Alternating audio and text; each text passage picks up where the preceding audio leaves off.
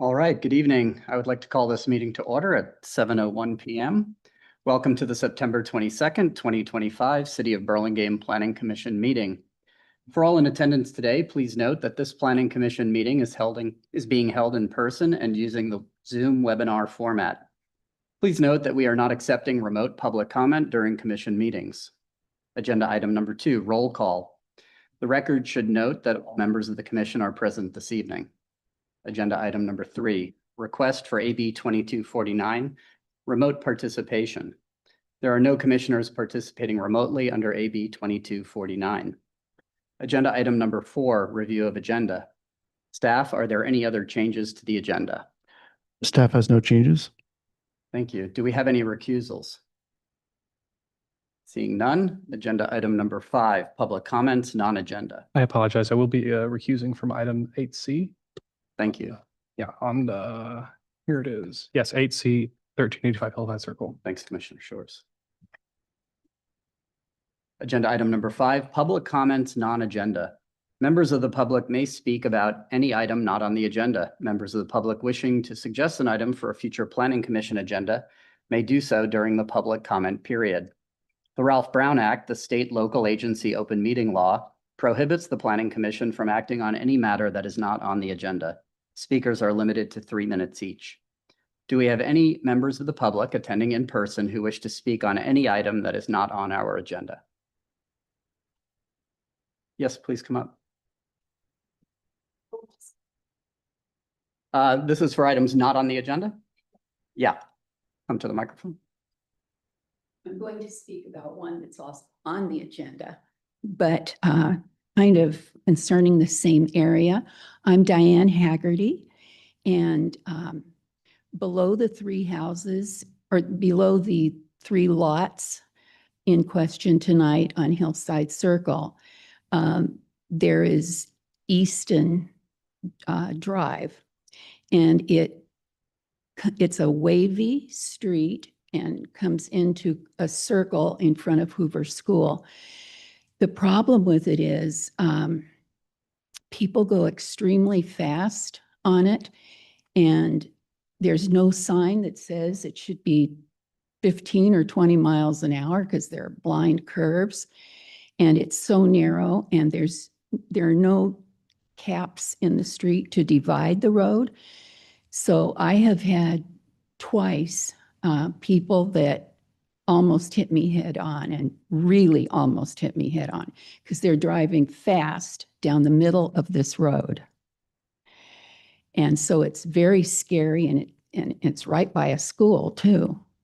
So I'd love to see the road divided somehow, and signs put up, school, and then also on Summit Drive, right in front of the school, as you're going past the parking lot area, there's another blind curve, and people drive very fast right in front of the school. And there's no sign that says school coming up, like say from the Hillsborough side coming into the school area. And they really drive fast along there on the blind curves. We can barely get out of our driveway. So I just thought maybe you could think about that. Thank you. Thank you for your comments. Being the Planning Commission, we can make sure your comments are passed on to the right department within the city. Thanks. Any other public comments, non-agenda? Agenda item number 6, consent calendar. Items on the consent calendar are considered to be routine. They are acted on simultaneously unless separate discussion and/or action is requested by the applicant, a member of the public, or a commissioner prior to the time the commission votes on the motion to adopt. This evening, we have one item on the consent calendar. Item 6A, approval of the September 8th, 2025 Planning Commission minutes. Would any member of the public or Planning Commission like to pull this item for discussion? Seeing none. Commissioners, any comments, any motions? I'd just like to make a comment that I was absent at that meeting. However, I've reviewed the video and are good to vote. Thank you. Commissioner Schmid? Any motions? I'll make a motion to approve the minutes for the agenda. I'll second it. Thank you. We have a motion by Commissioner Lowenthal, a second by Commissioner Pfaff. Any discussion on the motion? May we have a roll call, vote, please? Commissioner Lowenthal, Commissioner Pfaff, Aye. Commissioner Schmidt, Aye. Commissioner Say, Aye. Vice Chair Shores, Aye. Chair Huron. Aye, the motion passes 6-0-0-0. Agenda item number 7, action items. There are no action items this evening for review. Agenda item number 8, study session. Item 8A, 739 Laurel Avenue. Were any commissioners not able to visit the project site, or do any commissioners wish to note ex parte communications regarding this project? Let the record note that all commissioners present have visited the project site. Can we hear the staff report, please? Good evening, Commissioners. On December of last year, the Commission approved an application for design review for a new two-story, two-unit dwelling and attached garage on this subject property. This property has since been sold, and the new owners are proposing an entirely different proposal as described. This subject property is an interior lot and currently contains 2 dwelling units and 2 separate structures. The applicant is proposing to demolish all existing structures on the lot and build a new 2-story single-unit dwelling, detached garage, and a detached ADU at the rear of the lot. The total proposed floor area would be 4,028 square feet, where 4,985 square feet is the maximum allowed. With the proposed project, there would be 5 bedrooms, thus 3 parking spaces, 2 of which must be covered, are required. The new detached garage provides 2 covered parking spaces, and 1 uncovered parking space is provided on the driveway. Therefore, this project complies with off-street parking requirements. Therefore, the applicant is requesting an application for major design review for the new story single-unit dwelling and detached garage. This proposed project has been designed in accordance with the residential design guidelines and R1 zoning district development standards. Therefore, staff does not have any suggested changes for the Planning Commission to consider. Staff is open to questions at this time. Thank you. Any questions for staff?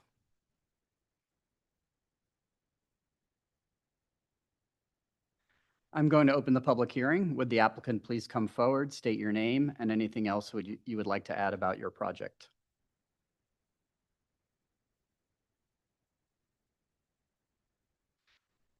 Thank you. Already on. Good evening, Commissioners, staff. Good to see you. I'm Richard Toronis, the architect for the project. I'm here with one of our production staff, Michael Kai. I believe tuning in also are the property owners, Emily and Stephen Christensen. As staff mentioned, we did present a project before you end of last year with the 2 units plus the ADU just prior to obtaining a building permit or submitting, for a building permit for that prior owner. The property was sold to the Christensen family. And so now Emily and Stephen, they want to build their family home. They are currently renting in the Victoria Park area, and they like Burlingame. They love the neighborhood. And so they want to dig in and commit to Burlingame. And so they have embraced or asked us to look at a traditional style home that would fit in with the somewhat eclectic character of the existing neighborhood. We put together a design, the craftsman style, as you see, with a front to back gable, tucked under second floor spaces, in attic spaces with dormers, et cetera. We believe that we've addressed and embraced the design guidelines as necessary, and think that we've put together a plan that would allow the commission to make the required findings. So we are asking only for a major design review. There's no other special considerations or discretionary reviews. So I'd be happy to take your comments and answer any questions. Thank you. Any questions for the applicant? Do we have any members of the public attending in person who wish to speak on this item? Please note that speakers are limited to 3 minutes each. Seeing none, I'm going to close the public hearing. Commissioners? I could add more I was told that I would be given an hour. Thank you. Thank you. Any comments? I'll go. As usual from this firm, beautiful. I have no comment. I just really nicely done. It's just lovely. I agree. I agree. And I'd like to move this project to the consent calendar. We have a motion by Commissioner Say to move this to consent. Do I have a second? Yes, I'll second. We have a motion by Commissioner Say, a second by Commissioner Schmid. Any discussion on the motion? May we have a roll call vote, please? Commissioner Lowenthal, Aye. Commissioner Pfaff, Aye. Commissioner Schmid, Aye. Commissioner Say, Aye. Vice Chair Shores, Aye. Chair Huron. Aye. The motion passes 6-0-0-0. This action is not appealable. Item 8B, 2110 Poppy Drive. Were any commissioners not able to visit the project site, or do any commissioners wish to note any ex parte communications regarding this project? I'd like to note that I had a conversation with one of the neighbors. Thank you. And I'd like to note I was at a soccer game with the applicant and noted that they were presenting this evening. Let the record note all commissioners present have visited the project site. Can we hear the staff report, please? This subject property is an interior lot with an existing two-story single-unit dwelling and an attached garage. This proposed project includes a first and second-story addition and a new attached garage. The proposed floor area would be 2,571 square feet, where 3,109 square feet is the maximum allowed. With this application, the existing number of bedrooms would stay the same, so 2 parking spaces, one of which must be covered, are required. 1 covered parking space is provided in the new garage, and 1 uncovered parking space is provided in the driveway. Therefore, this project complies with parking requirements. The existing attached garage is located at the rear of the house, with the garage doors facing the left side property line. With this application, the applicant is proposing to convert the existing garage to an attached ADU and build a new attached garage with its vehicle door facing the street. This proposal includes a second-floor addition above the new attached garage.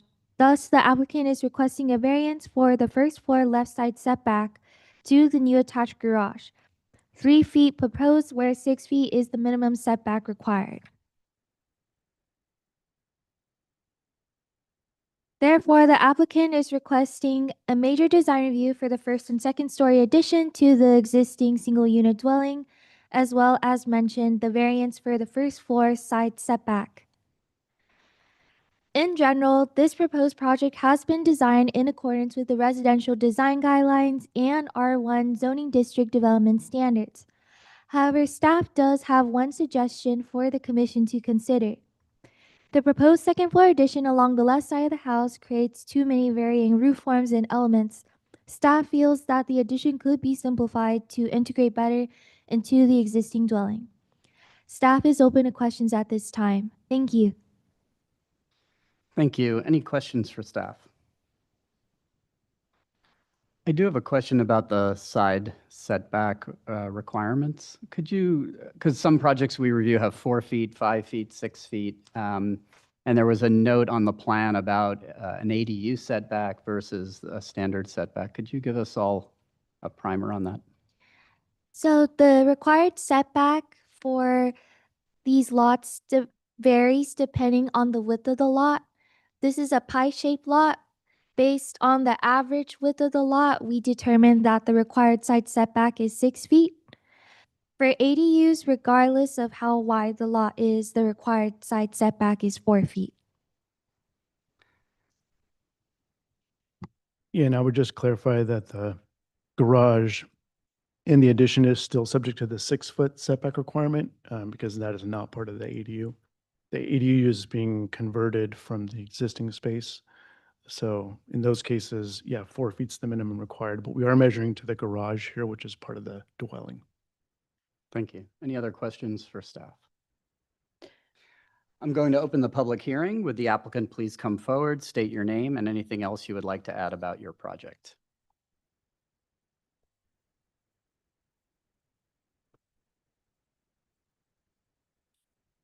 I'm Jessica Phillips. I think Tim Radwins is on Zoom to speak to it.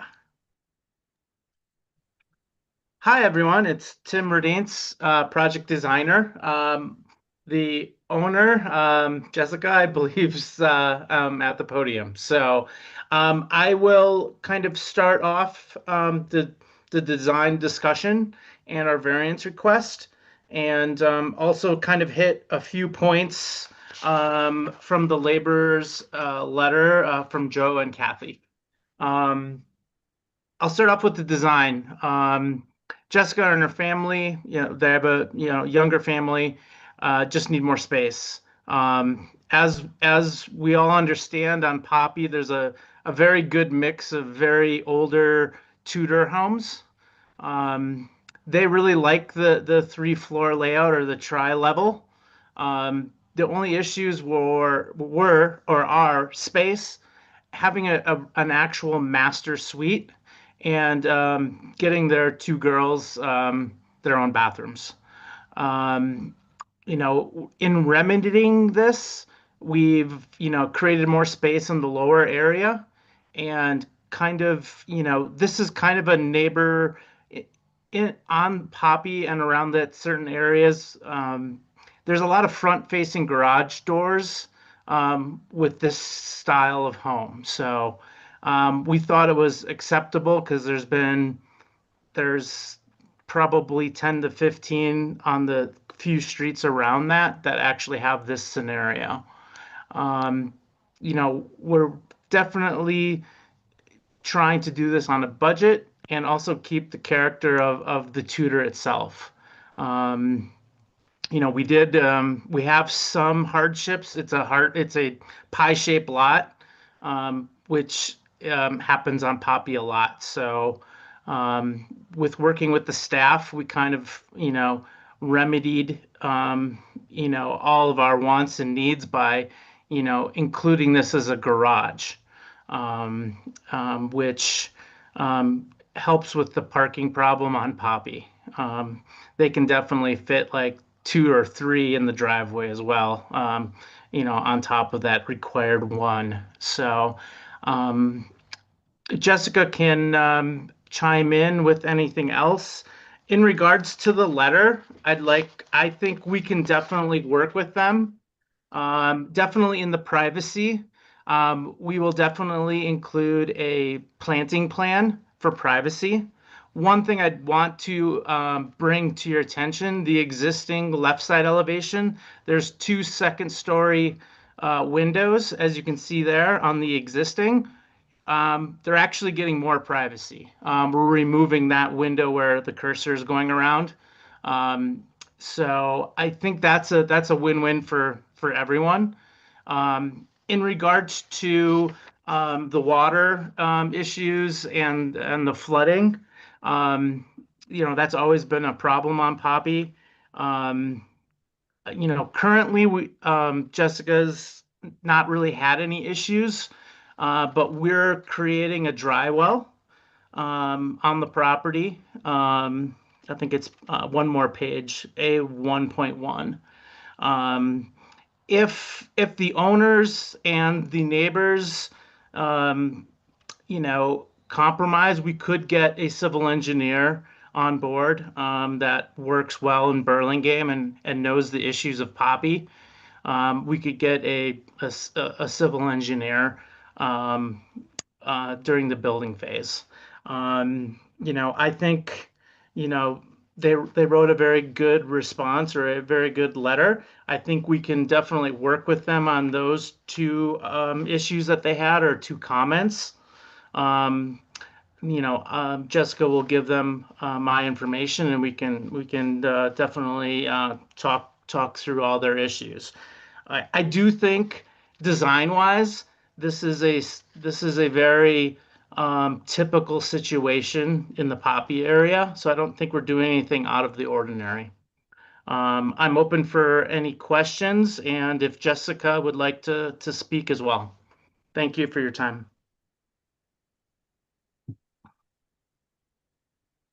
Hi. I just wanted to say that our intention is to not tear down the entire house, but to maintain the house. And we bought it because we think it's beautiful and charming.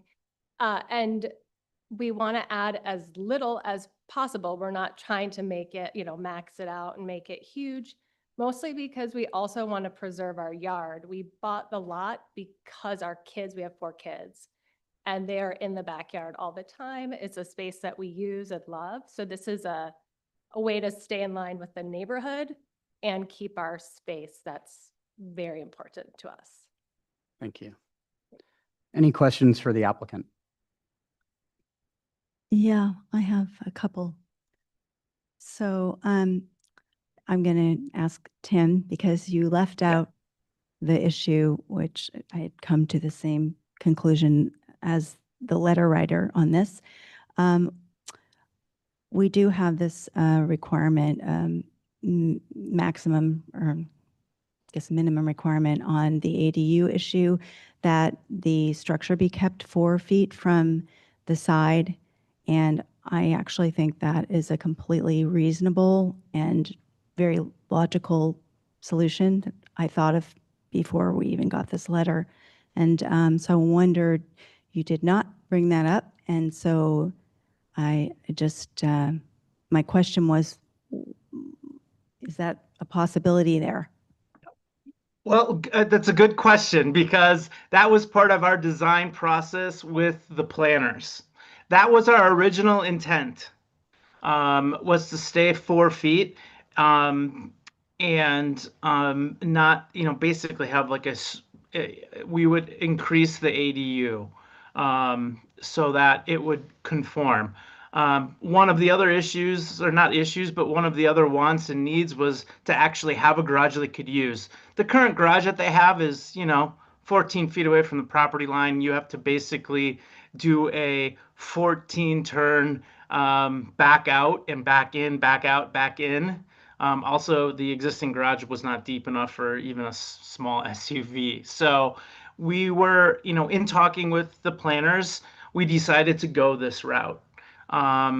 If the board, we paid the extra to do the variance to gain that extra foot so that someone could actually park in a garage. It's an option that we could, at the rear stay at 4 feet.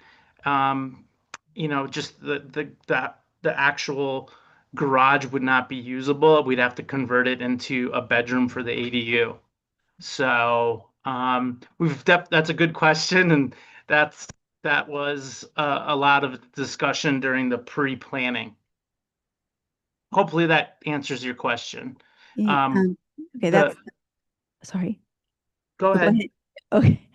So that was the one question. The second is, it's a materials issue. I noticed on, and this is with regard to the, I guess we'll just call it, it's sort of the redone gable, not the original piece, but the piece which comes after it. Yeah. On your rendering, it looks like it's siding, and on the other, a siding all the way to the top, and then on the other, the actual drawings, Yep. to me, it looks like stucco and like a combination. We had a combination, correct. So what do you? It would be the A3, and we can we'll get the 3D to match.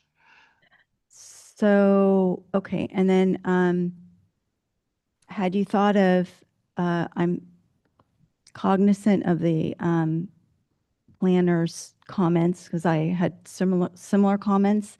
And I noticed one of those roofs is set back much further than the other. And, well, this is not comment time, but that, had you looked at any other configurations where it wasn't so, well, first of all, where it didn't go all the way to the top like that, to the apex, but secondly, that it was, I don't know, more evened out or more symmetrical or something different, or that Are you was, talking about the master edition? yeah. Yeah, we could, we can look at not bringing the dormers to the peak and making it a little less massive, or the massing would be less. We can definitely do that. Yeah, I may be the only one that noticed that, but it's somehow disturbing to me, but We somehow I agree. I think it would be better if it was less big. so those were my questions. Thanks. Commissioner Schmidt? Yeah. Have you considered rotating the garage 5 degrees to align with the property line and losing 2-3 feet out of that ADU living?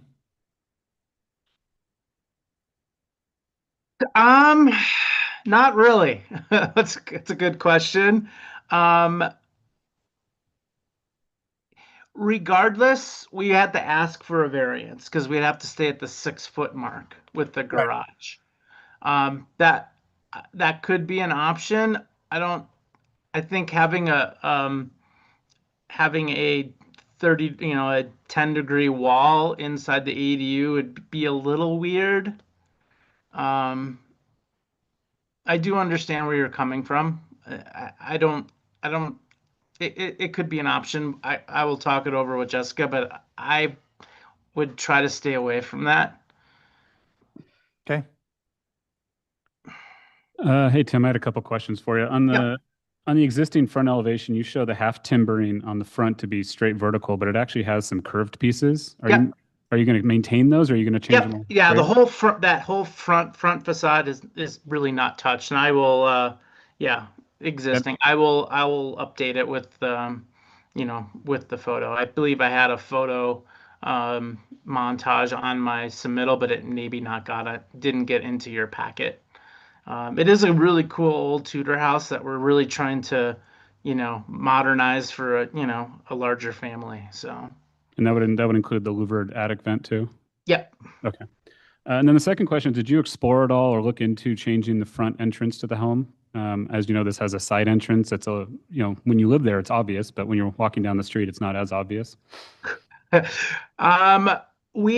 really wasn't in our design, it wasn't in our design kind of goals. I think that, definitely could be more visible with better landscape lighting. I don't know if it's in our budget to rework the entry. We're kind of pushing our budgets right now with the master and this garage and bathroom remodel. Fair enough. Thank you. But good. It's a good comment. Any others? Yes. Yeah, Tim, looking at that rear elevation, which, almost looks like it's going from property line to property line, is quite flat and also tall, of course, with this Tudor style home. Yep. And just wondering with the kind of the little setback challenges there on the left side, if you had considered shifting the garage forward so that you could get a little articulation along the back elevation, but also better meet or maybe reduce the amount of variance request for that side setback?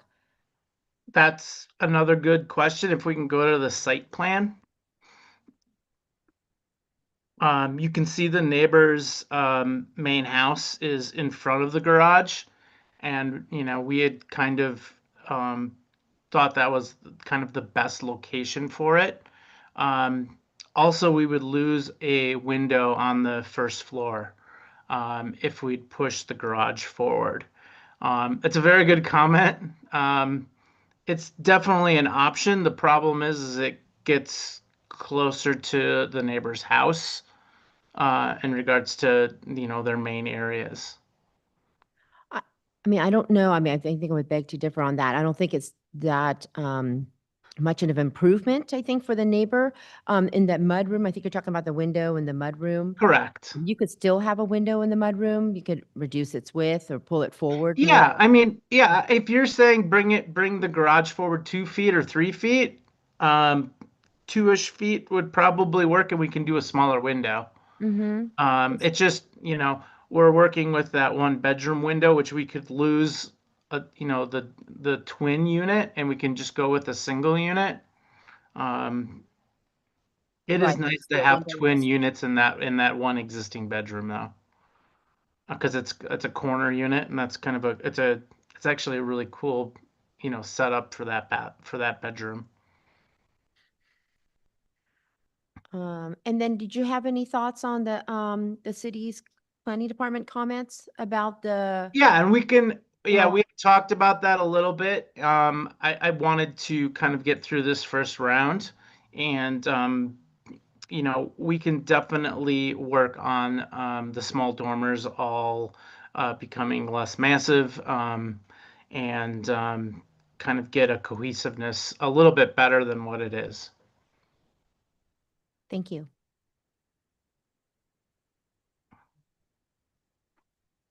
Any other questions? I guess I have one more, Tim, on the left side. Did you consider stepping back at the floor elevation to just give a little more space? Because the end of the bathroom, the master bath, is a foot or so Yep. back from because right now you have like a 12-foot wall that would at least bring it down to 8 foot with a 1 foot or 18-inch step back. I can look into it. It's pretty narrow already. If you look at the front elevation, I mean, there could be some ways where we do like a buttress wall to make it kind of feel like it's stepping back, and then do a roof, like just a simple roof behind it. It's definitely we could do that. I'm not against that. Thank you. Okay, do we have any members of the public attending in person who wish to speak on this item? Please note that speakers are limited to 3 minutes each.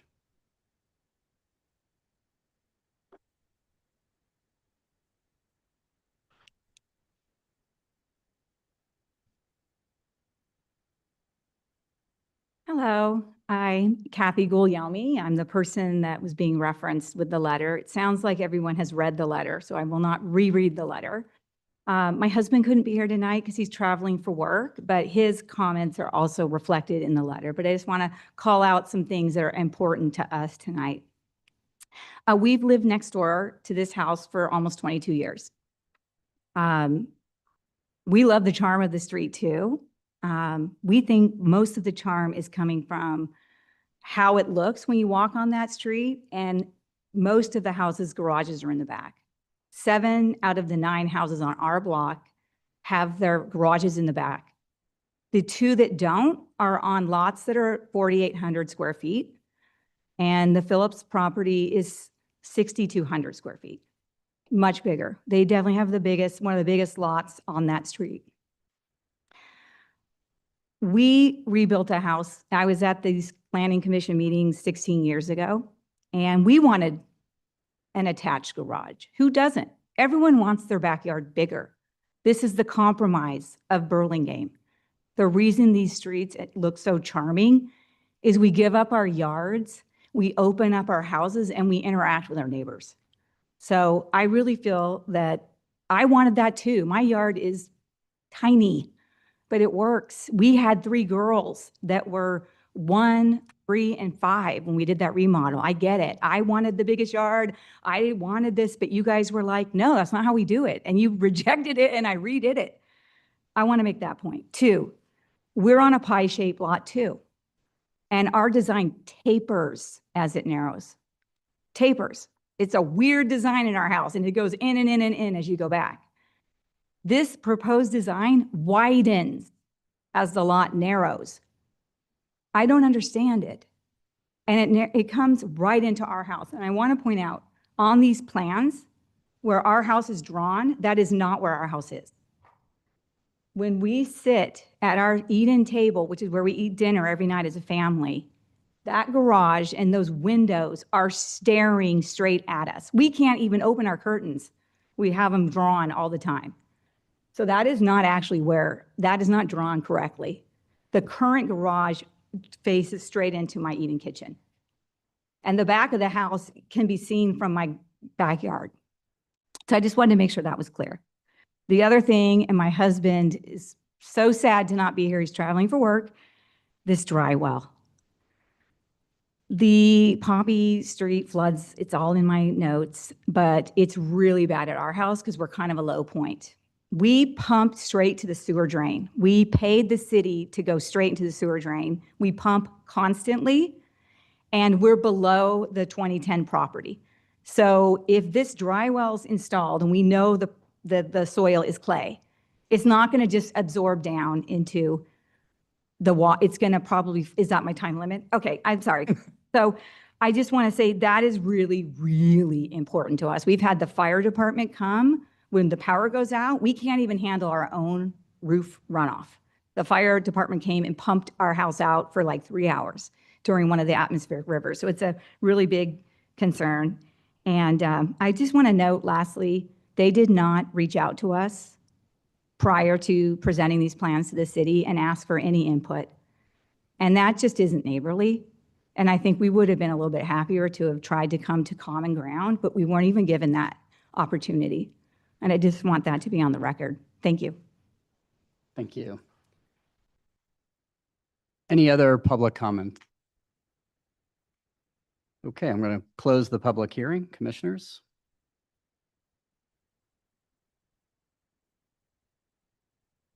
I'll go. Thank you. I appreciate the attempt to reuse the existing home because it is quite lovely and it does fit into that neighborhood quite well. And I can appreciate the need for the additional square footage. And I think that the design in of itself has been thoughtfully done and the elevations and everything look good. However, I'm stuck on the garage being forward and attached in an area that isn't traditionally an attached garage area, and then not being able to work with the setback. We've seen others where we've gotten into non-conforming garages too close to the property line, and we deal with it then 10, 15 years later when the next remodel tends to happen, and then it becomes something that we can't actually fix. So I don't know that setting up another non-conforming situation is a good thing to reduce these setbacks. It would be maybe different if something were already there and we were trying to align or deal with, but I don't know that intentionally going into the setback and creating a new non-conforming situation is a good thing. So I think that I think that there needs to be a different solution to make the garage work and still conform with the setbacks. And then I think the issue with the water, I think it's noted, but it's really more of a public works item that will go through the building permit process. But it's good to have it on record now so that then both parties can discuss. Thanks. Thank you. Other comments?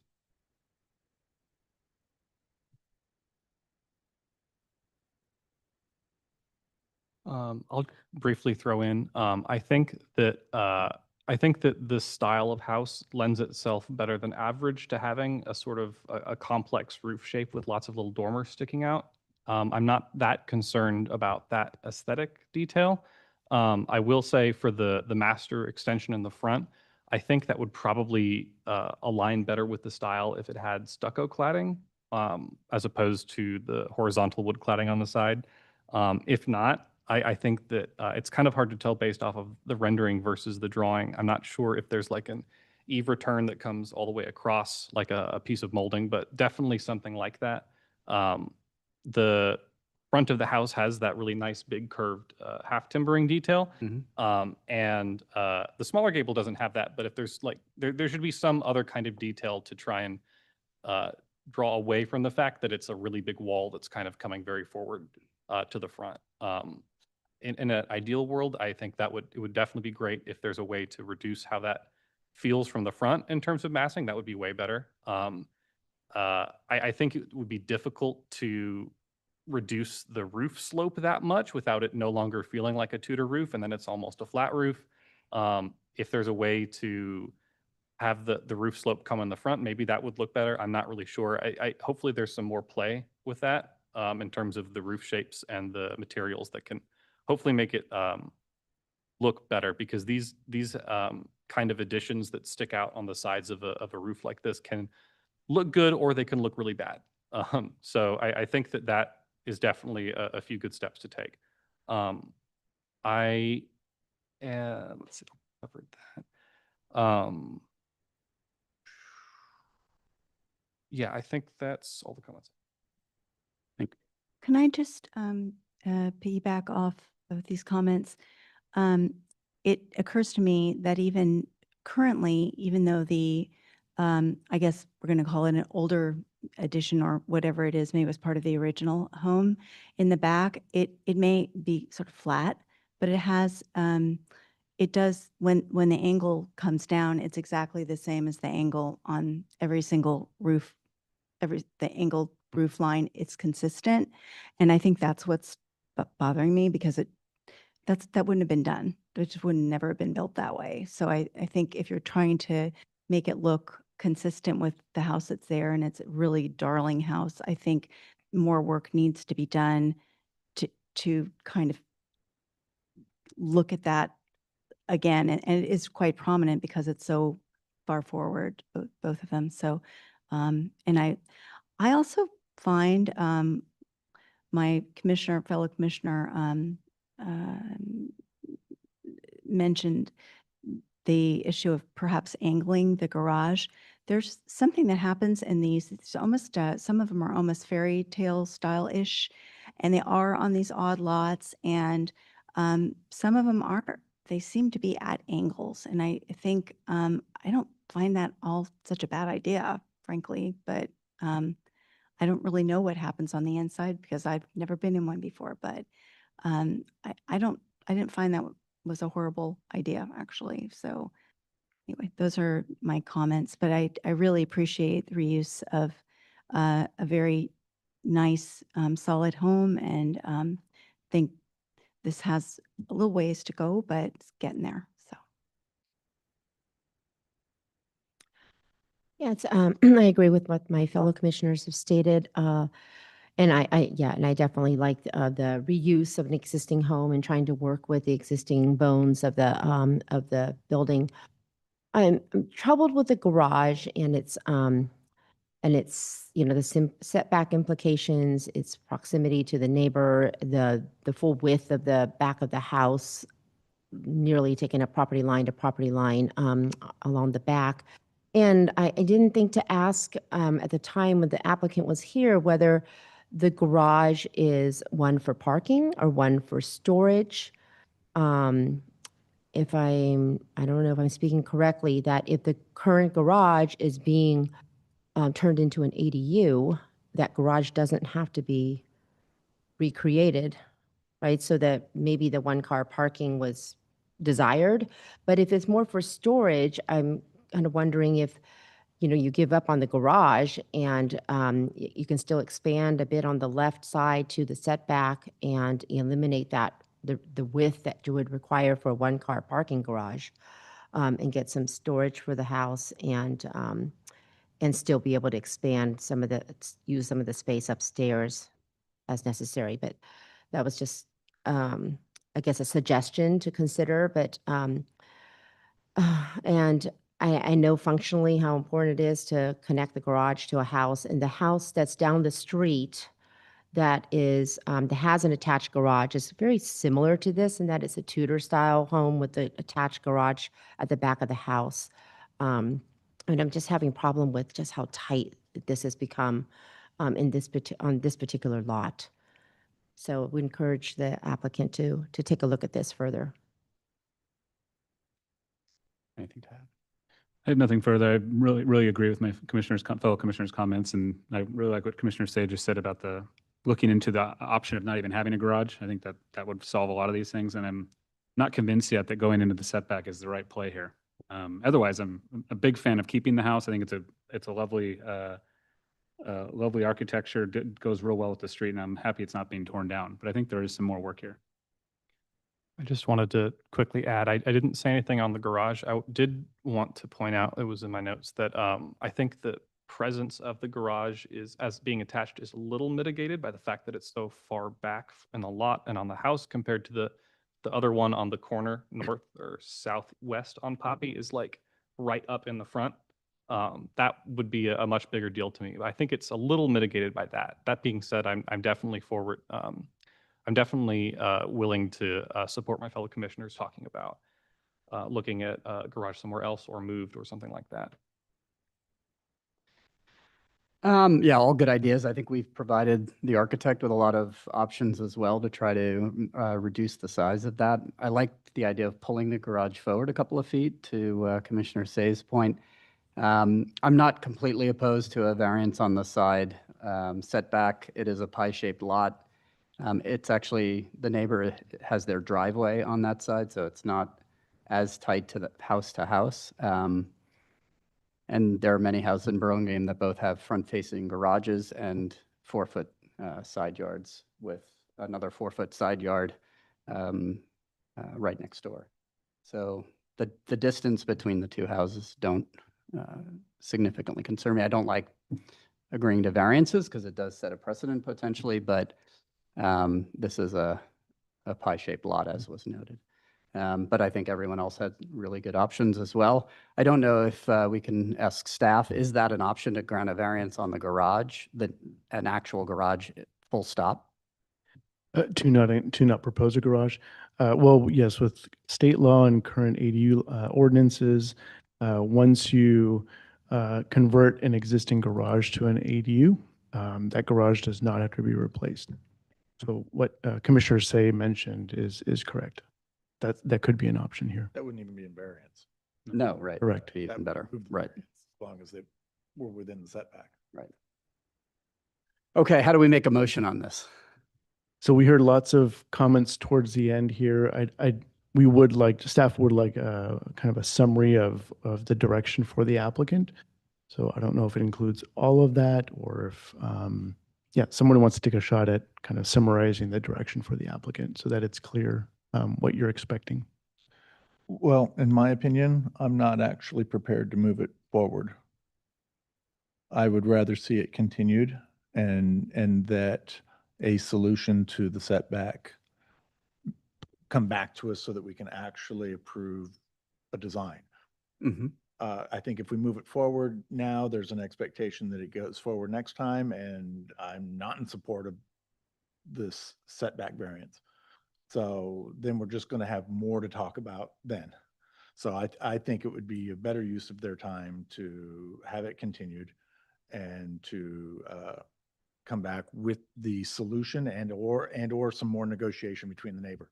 There'll be more opportunity to do that.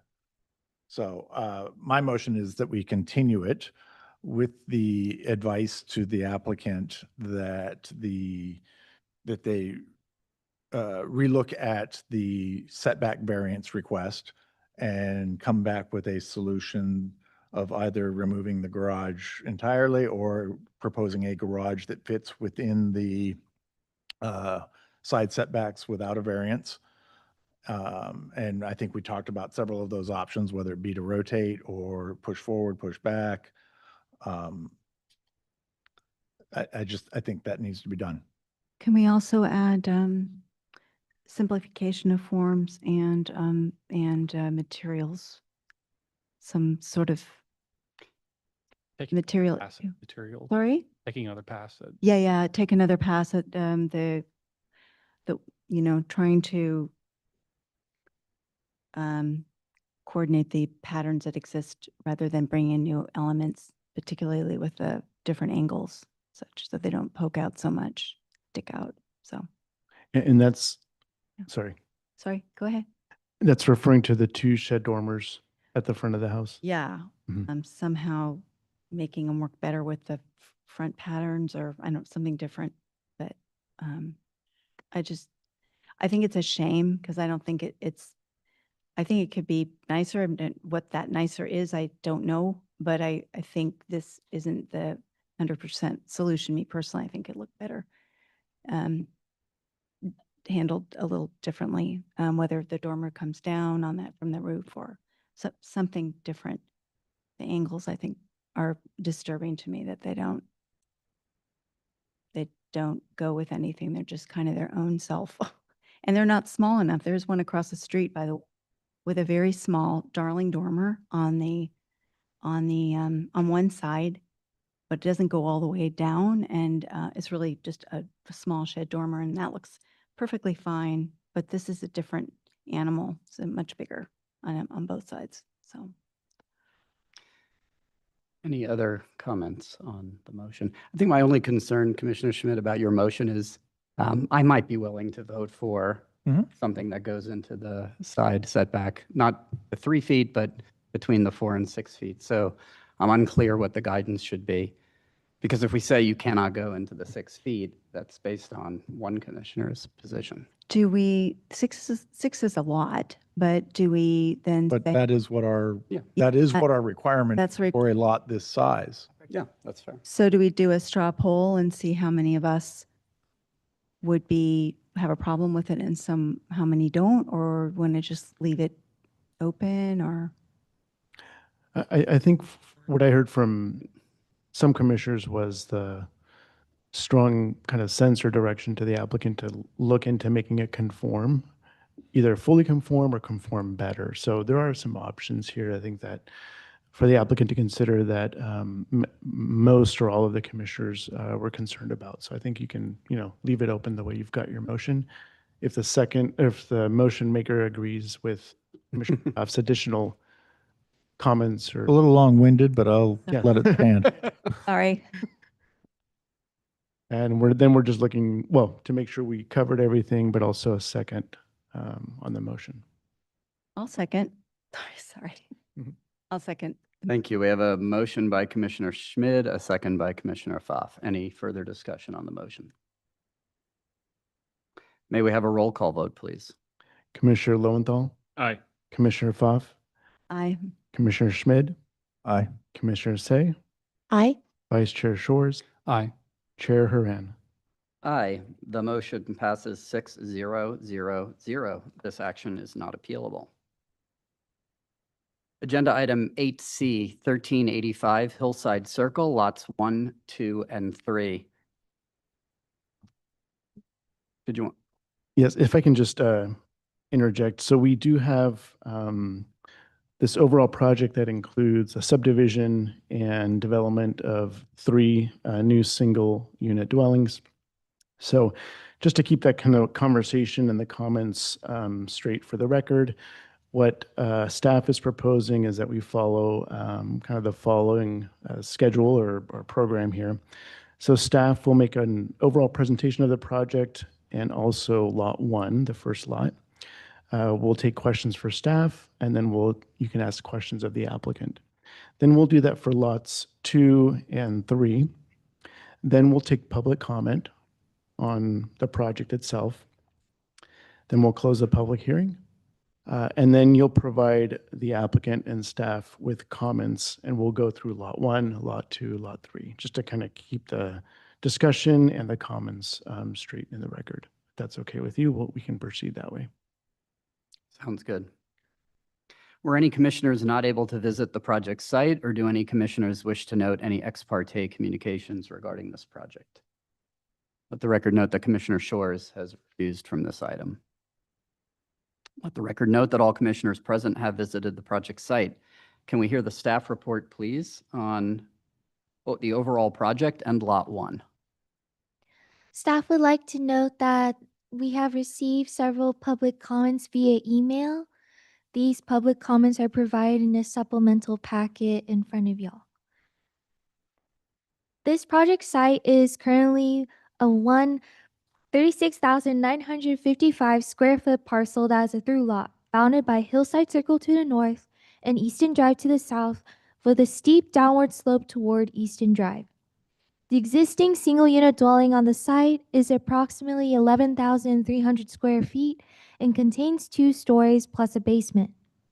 The site has 2 existing accessory structures, including an approximately 1,856 square foot detached garage in the northeastern corner of the site and an approximately 661 square foot detached garage in the southwestern corner of the site.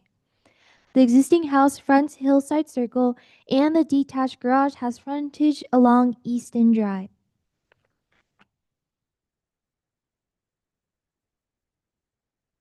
I'll now talk about, or sorry, continuing that. The applicant has submitted an application to demolish all existing structures on site, subdivide the parcel into 3 individual lots, and construct 3 two-story single-unit dwellings with 1 residence on each lot. Each of the 3 new properties would front directly on Hillside Circle with no access from Easton Drive, with the exception of Lot 3, which would have pedestrian access directly from Easton Drive to the new dwelling by way of stairs and a path. The project would include the construction of a new driveway for each of the 3 proposed lots from Hillside Circle.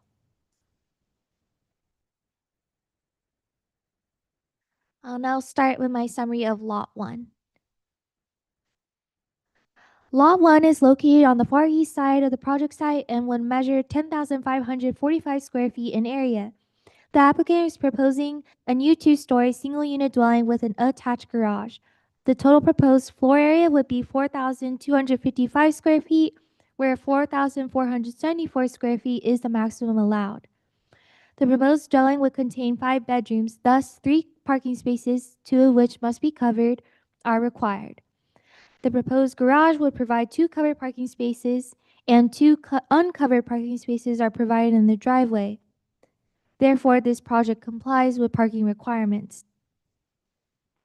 The lot slopes steeply from the front to the rear property line with an average slope of 19.6 to 31.6%. This steep slope affects the declining height envelope measurement, resulting in a special permit request for a declining height envelope. Therefore, the applicant is requesting several applications: major design review for the new single-unit dwelling and attached garage, a special permit for the attached garage, a special permit for declining height envelope, and Hillside area construction permit. Staff is open to questions at this time. Thank you. Do we have any questions for staff? Again, this is on the overall site and Lot 1. Yeah, I have a question regarding our purview on sidewalks and or curb cutouts for parking. Is that something we're allowed to comment and require? That generally is under the Public Works, Department of Public Works Engineering Division. So they handle those issues as far as determining when to put in sidewalks, where to put them in. So it's not really under the Planning Commission purview. That's more of a Department of Public Works Engineering Division. Do we know if that's been evaluated for this project? I don't know that it has. We can double check with the city engineer and see if that's a requirement of this or not. Further on that question, I'm not as familiar with these windy streets there, but typically there aren't sidewalks, right? Yeah, you were saying yes, there are? There's one on one side of the street and there's, Oh, there is? yeah, Okay. and then there's then it dies and then starts again. Oh, schizophrenic sidewalk. Yes. Yeah. Got it. This was required to do it, it'd be the same thing because the property on the left doesn't have anything and the property on the right doesn't have anything going down the hill. Right. It'd be a discontinuous, Right. And the other thing to keep in mind too is that Public Works has to look at the right-of-way width there. Is there enough room to put in a sidewalk and still maintain a roadway that meets, current specifications? So I don't know that a sidewalk is possible, but that's something we can check with Public Works about and report back. Is that the same for like curb cutouts for potentially parking spots? We've seen, throughout the hillside. Oh, like a pad, There's like a pad or a spot for a vehicle. Yeah, again, that would be under their purview unless it was on the private property side. So there's a private property area, and then there's the area within the right of way. Okay. I don't think, my understanding from these plans is they're only proposing curb cuts for the driveway leading to the garage, not necessarily a separate parking pad along the roadway. Right. Yeah. Okay, thank you. I have a question, a staff question. Yes. Yeah, do we have plate height limitations on lower levels below the street level? I think in this case, what we did is we looked at the first floor, which is 9 feet, and then anything below that would also be 9 feet. we don't have anything specifically for lower level. So we just applied the 9-foot plate height because at Hillside Drive, it's one level, and then the 9-foot plate height's applied to the lower levels. So you allow them a maximum or to max out whatever the main floor Yeah. height is? Yes. They're allowable. Mm-hmm. Right. Thank you. Any other questions for staff? So, oh. I'm sorry. So in the same, I just want to understand, all three of these homes, I believe, I understood the staff report correctly, are asking for a permit for declining height envelope, right? So how has that have been measured from the side or going in the back? I'm not really understanding. Is that from side to side? Right. So the point of departure for the declining height envelope is the average between the front property corner and the rear property corner at each side. So for downsloping lots, you typically have a request for a special permit for declining height envelope because the point of departure is so low compared to the house itself. So it's, yeah, the lot slopes so far down that the point of departure, the average, starts well below the finished floor of the house. You can see on this elevation here. Okay. Yeah. I understand. Thank you. So there was a map that was shown and that I've found that has this property divided in 3 different ways previously. And I imagine at some point in time, somebody bought all 3 parcels and have combined it, and now it's one big parcel.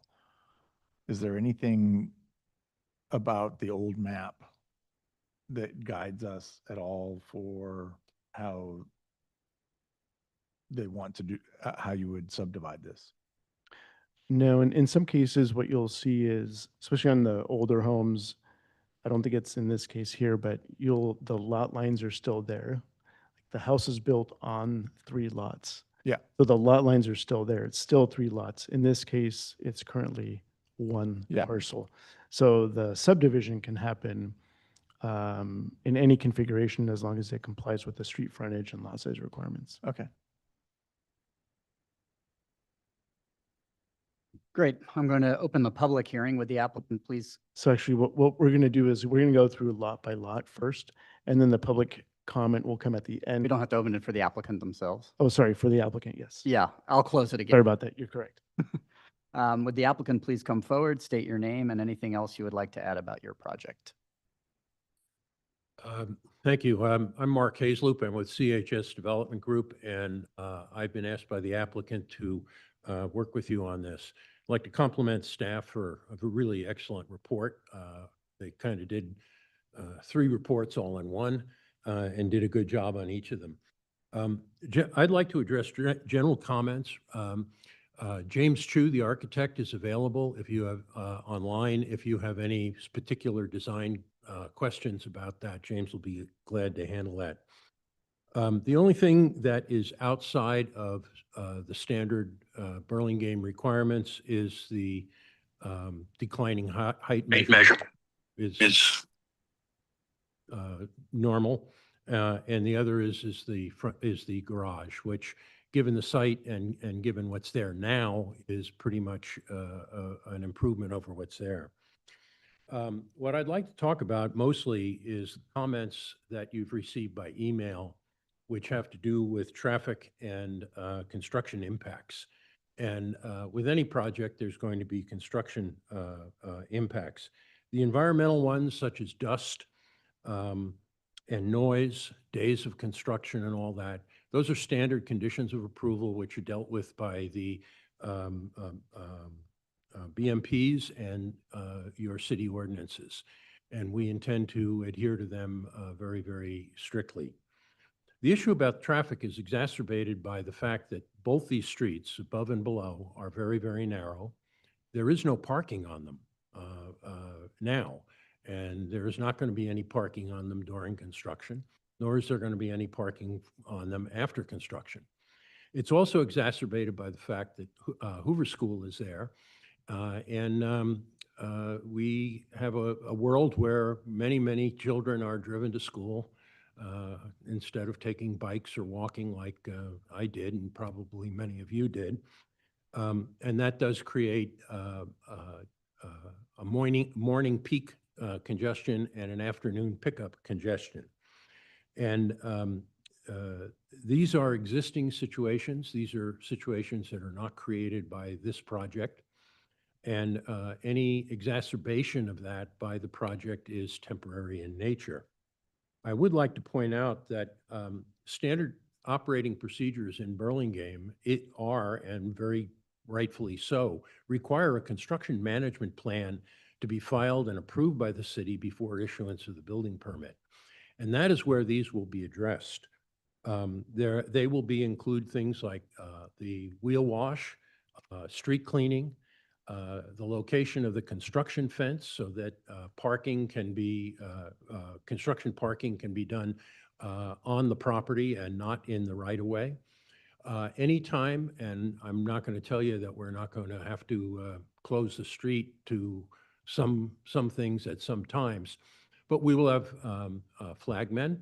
The woman who said she had trouble getting out of her driveway, flagmen will stop the traffic for her and let her get out of the driveway and go on. Those are pretty standard, and the flagging and traffic control measures are going to be extensive on this project. There's no doubt about it. And those will be addressed in the construction management plan, which is to be done. The other thing is that we will cooperate with the staff at Hoover School. I don't know if some of you were on the commission when our company came forward with the 10-unit condo at 1493 Oak Grove, which is directly across from McKinley School. And we had exactly the same issues with morning rush hour and afternoon pickup. We cooperated with staff at McKinley School. We got their school schedule. We scheduled deliveries so that it would not be during the peak periods. We even scheduled some long-term concrete pours for vacation times from the school. That can all be worked out. Will there be times when there is conflicts? Yes, there will. I'm not going to say there won't. If the people at McKinley were also very, very good at letting the parents know about the issues with the construction so that they could adjust. The only time we really had any hot tempers were when somebody was late for school, and we can't control that. There were comments about the street, about signage and striping and all that. Those are beyond our purview, and I think they're beyond your purview as well. It also complicates the fact that I think the town of Hillsborough has some jurisdiction in this regard too. Just in general, to the neighbors, I would like to say that all construction is an imposition in the neighborhood. When your houses were built, there were construction impacts in the neighborhood, and they were temporary in nature. The management group of this project, I know I've spoken to them, they're very, very interested in moving the project along so that the duration of the impacts are as short as possible. With that, if you have any particular questions in those areas, I'll be happy to address them. But if you're going to drill down into the design of the various houses, the lot orientation and the structure on the lot, I believe James will be available to take questions in that regard. Thank you. I do have one question. Can you confirm that all three will be built at the same? Can you confirm that all three houses will be built at the same time? Yes, I mean, that is their intention. Great. And I believe the scheduling is that they will be built concurrently. Right. Any other questions for the applicant? I'm happy to hear the concurrent construction. Do you have a projected construction timeline?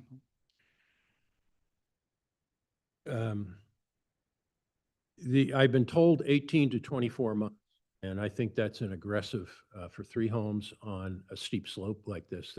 That is aggressive. The other thing, and I'll tell you, it's really bothering me, is what's going on in the supply chain right now. Between the tariffs and things not showing up, there are supply chain issues which are going to impact all construction projects, not just ours. No, but that is what has been penciled out, is the 18 to 24 months. So. Okay. Are we asking questions of James? Yeah, we can bring, Him too? yeah, we can bring James online. Thank you. Thank you. I'll let James take it from there. Hi, everyone. Hello, we can hear you. Yes. Hi, James. Hi. A few questions for you, and are we talking, we can talk about all three? Lot 1 as a specific house, all three as. On to the- 2 and then on to 3. Correct. In that order. Well, can I just point out a few things here? First of all, the attached garage, the special permit for that, almost the majority of the home on the street have attached garage. Secondly, for declining height envelope special permit is almost 100% granted by the planning commissioner due to the lot slope. So we got rid of those two. These homes were designed, stepping down the hill, so it doesn't look too massive, especially from Hillside Circle. It looks, single story, but in the back, it does look massive. And we try to mitigate by having more landscaping, cover the crawl spaces area, and lastly, the home are what the lot 1 is modern farmhouse. Second home is more modern, inspired craftsman. And last home is modern and inspired due to the lot slope. It dropped very quickly, and if we put a slope roof on it, it will look very, very massive from the rear. So that's that. Anyway, I'm happy to answer any question you may have. Great. Thanks, James, for those comments. Just a question about, I'm assuming the answer is yes, that you studied any of these lots with an access from Easton. No, except one. I think lot 3 we have the existing stairs coming up, so we capped that. And I think the owner wants to cap the stone wall, because that's sort of been there forever. It's kind of nice feature to have him. But no, we never consider having any access from Easton. I guess what I mean was, sorry, I didn't say that very clearly. Did you consider, like, for example, lot number 1, which is the most shallow lot, considering the front being on Easton? Never.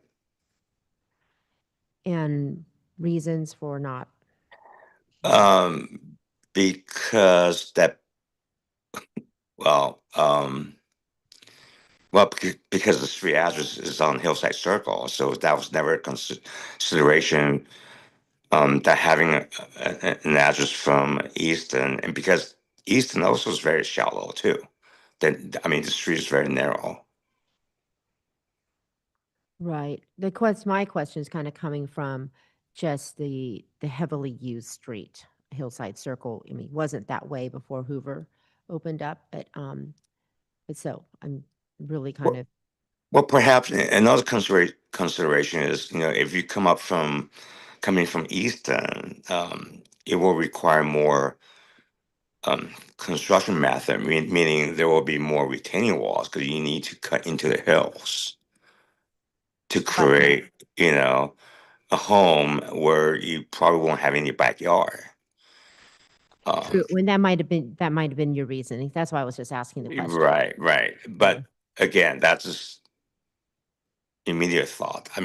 That was never as considered to answer your questions. Okay. On to kind of little tidbit design issues. Okay. So at the garage entries, I think there's 2 of them. Lot 1 and lot 2, but I guess we're talking about lot 1.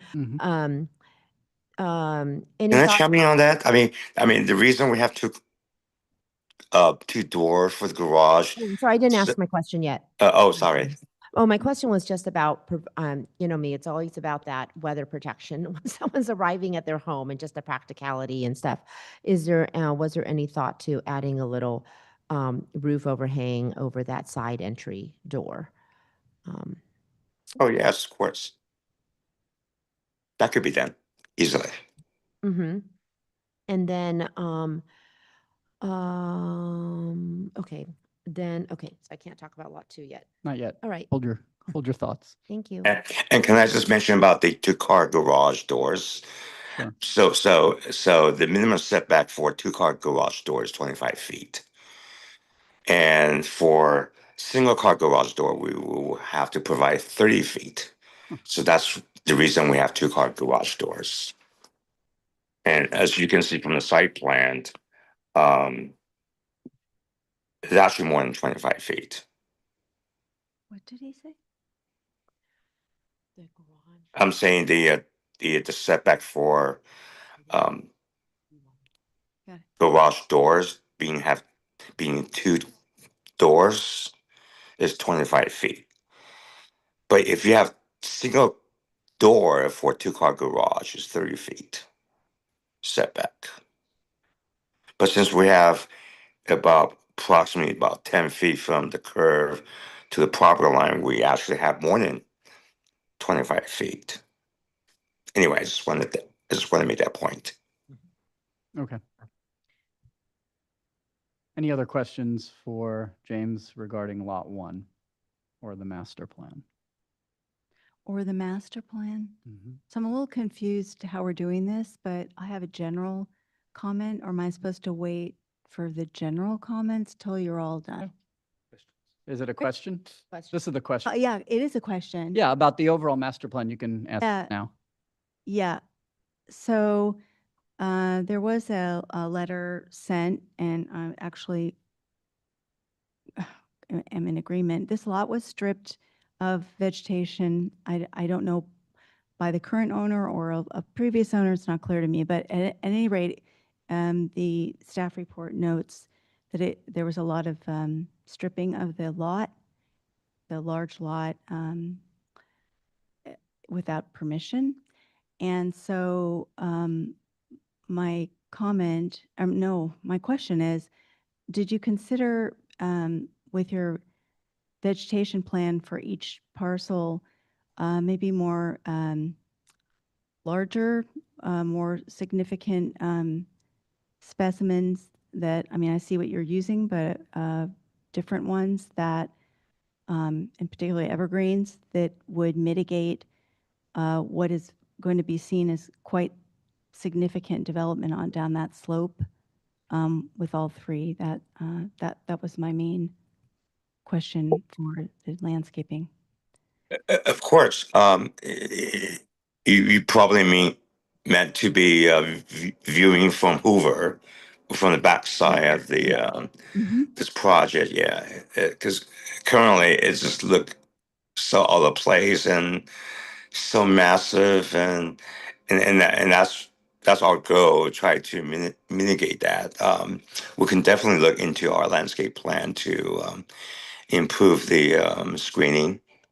Yeah, because you made the rendering, but the rendering, I don't know what's real on it and what's not, won't actually exist. So it's very hard to reconcile the landscape plan with what I'm seeing on here is the only thing. So yeah, it's my question was, can that be revisited? Yeah. Understood. So we will revisit our landscape plan for that. Thank you. Any other questions, Lot 1 or the master plan?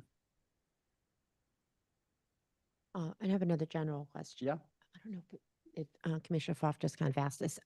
So you're rendering at the rear, from the eastern side of the collective 3 units, 3 homes, doesn't show any fencing at the back of the property. I presume there will be, is that what you were just asking about privacy? The fencing, no, it wasn't fencing. It It's was more of landscaping, I think. Landscaping. I think the purpose of these renderings is just to show what the house will look like. I mean, it doesn't really reflect the actual landscaping. Mhm. I'm sure in whatever we plan, I mean, in 20 years from now, you probably won't see the bottom floor because it goes, yeah, Landscaping go in.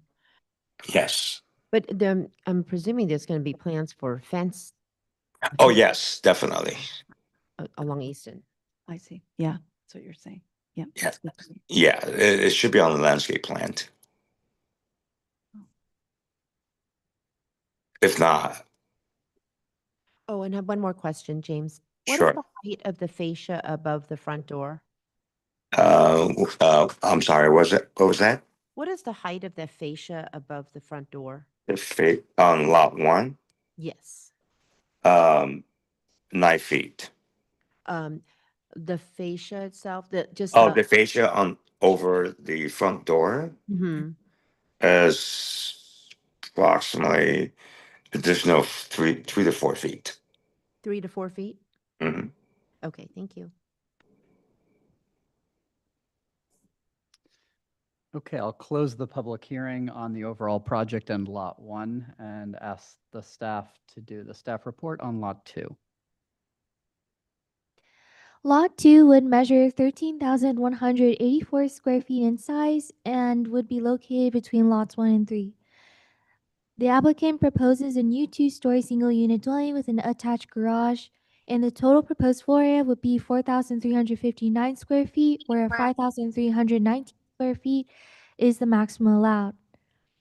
This dwelling would contain 5 bedrooms, thus 3 parking spaces, 2 of which must be covered, are required for a 5-bedroom house.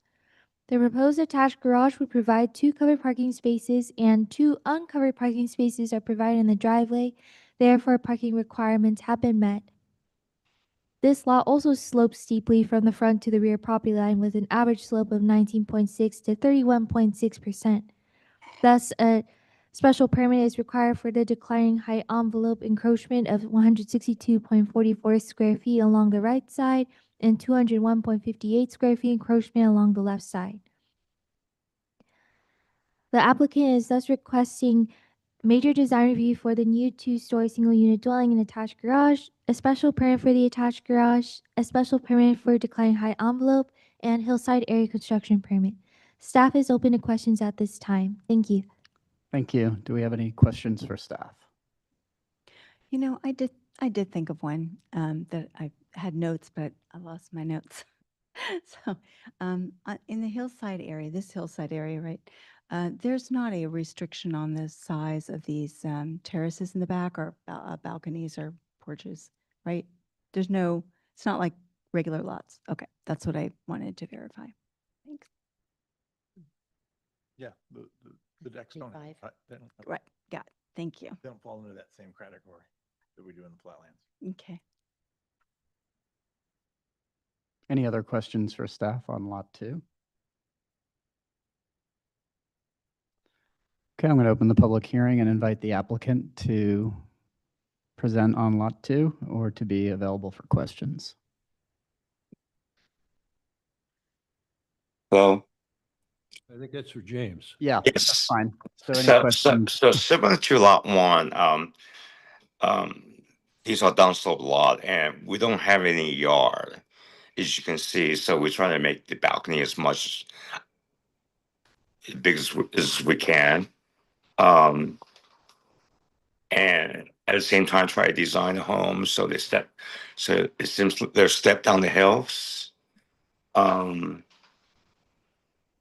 Other than that, I mean, the attached garage and special permit is the same as lot 1. Thank you, And James. again, love to answer any question you may have since this is design review. Thank you. Any questions for James on Lot 2? I do. Yes, Commissioner Say. So let's see, same comment on this garage side entry door for lot 2. We want some roof. Weather protection? Yes, definitely would add that. Okay. So James, I think you know, kind of more recently that this commission has found that large side-facing stair windows, we're trying to push to reduce the size of those windows to minimize light pollution on a side neighbor's home. So I don't know if you could reconsider the Reduce the size? Mhm. Yes, definitely will. Thank you. And then what is the height of it? Are the garage doors a typical 7-foot height at this home? Yes, and sometimes we make it even to 8 if we have 9-foot plate height. Yeah, that was kind of what reason I'm asking. And the height of your entry door, is that 9 or 8'6"? It should be 8. It's probably drawn incorrectly. Okay, it looks like it's almost 9 feet. Yeah, it should be 8. 8 feet, so it would be actually smaller in size than what's shown on the elevations right now? Correct. It should be 1 foot shorter. 1 foot shorter. Okay, and then the header height of the windows at the, what is that, the living room? The one that's center of the home, is not Oh, 9 feet? yes. Again, wow. You get to my question. Yes, I did. 8 foot. It should. 8 feet. So it should align with the entry door. It's probably drawn in. Yes. Oh. So we'll make the correction on next round. Okay, and the garage doors too would be a little bit taller. Correct. Okay, thank you.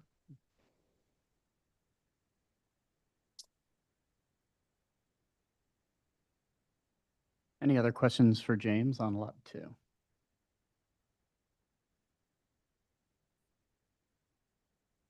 Okay, I'll close the public hearing on lot 2 and ask staff for the staff report on lot 3. Lot 3 would measure 13,226 square feet and would be located on the far west side of the project site. The total proposed floor area for the new 2-story single-unit dwelling would be 3,950 square feet, where 5,332 square feet is the maximum allowed. The proposed dwelling would contain 5 bedrooms, thus 3 parking spaces, 2 of which must be covered, are required. The proposed attached garage would provide 2 covered parking spaces, and 2 uncovered parking spaces are provided in the driveway. This lot also slopes steeply from the front to the rear property line. This steep slope affects the declining height envelope, resulting in a special permit request for the declining height for a 593 square foot encroachment along the right side and a 44.38 square feet encroachment along the left side.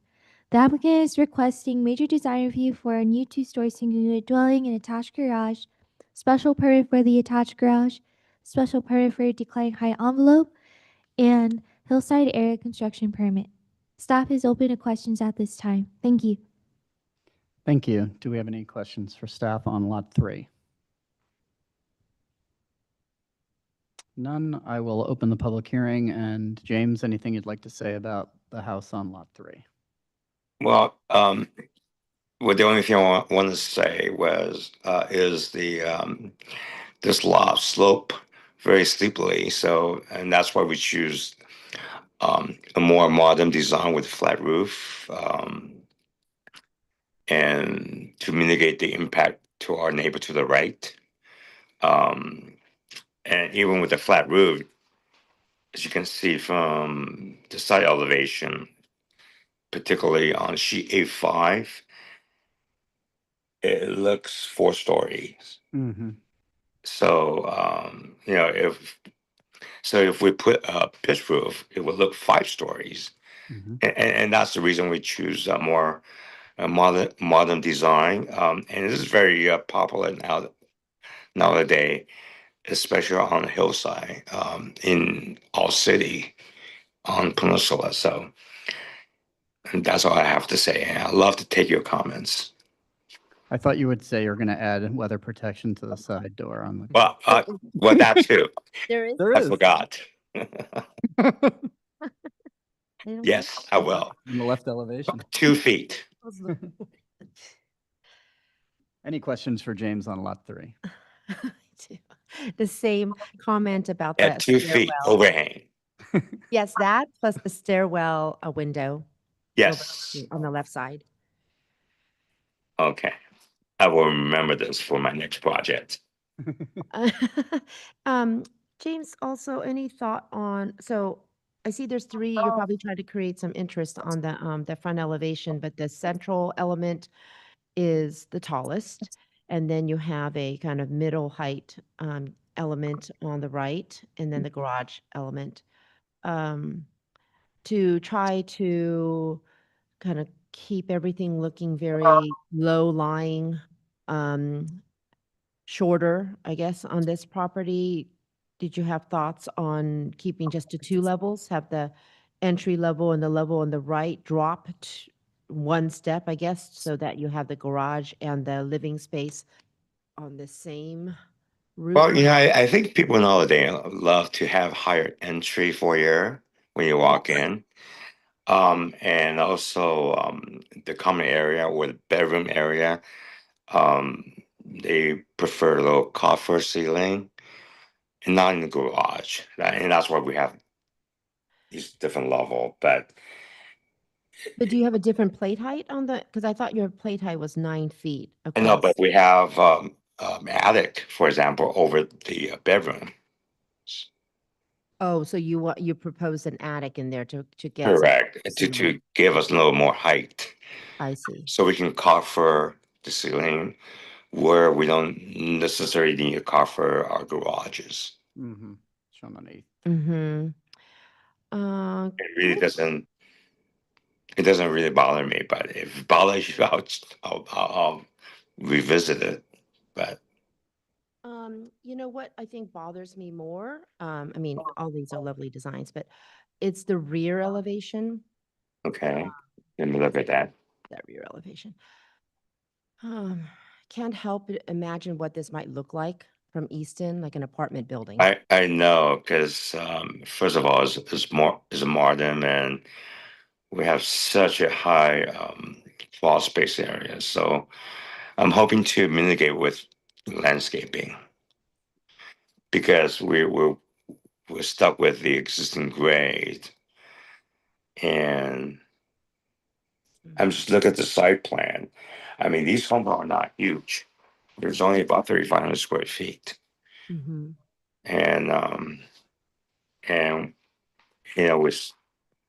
we try to step down, having our bedrooms on a lower level, and also try to create balconies so it will looks that the home is stepping down the hills.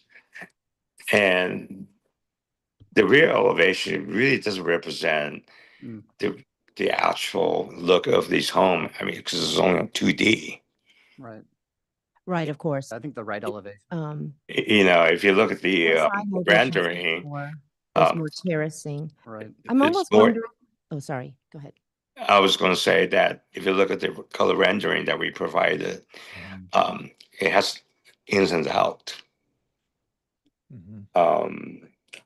And then again, we can always beef up the landscaping to minimize the bulk of the crawl space. Yeah. On that point, Mm. and it could help all of this what we're talking about here, is I appreciate that the renderings are a depiction. And I can see that we have a landscape plan where a landscape designer has intentionally placed trees. I think where we're maybe struggling a little bit with is maybe the scale of your rear elevations. Maybe you just need to take a little bit more effort with the landscape guy and say, hey, this tree that I'm schematically drawing here, which only looks to be about 8 feet in the elevation, is really going to grow to 20 feet. And if we maybe just had a little note saying, this is this kind of tree in the elevation and it's going to grow, 15 to 25 feet, I think that's going to help several of us who are looking at this rear elevation kind of going, wow, it's really bare. Well, I don't know that it will be. And that hillside wasn't bare before the trees were taken out. And it would be nice to see a fair amount of tree get back into that, into those lower areas. And that would help mitigate what looks to be large homes. Maybe I would add to that. It could be helpful to have the 3D rendering from Easton versus a bird's eye view so that we can just get a better feel in 3D of what these houses would look like from Easton.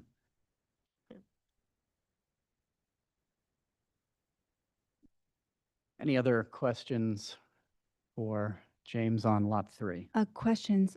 Could I just, can we look at the front of the, home 3? Yes. Yeah.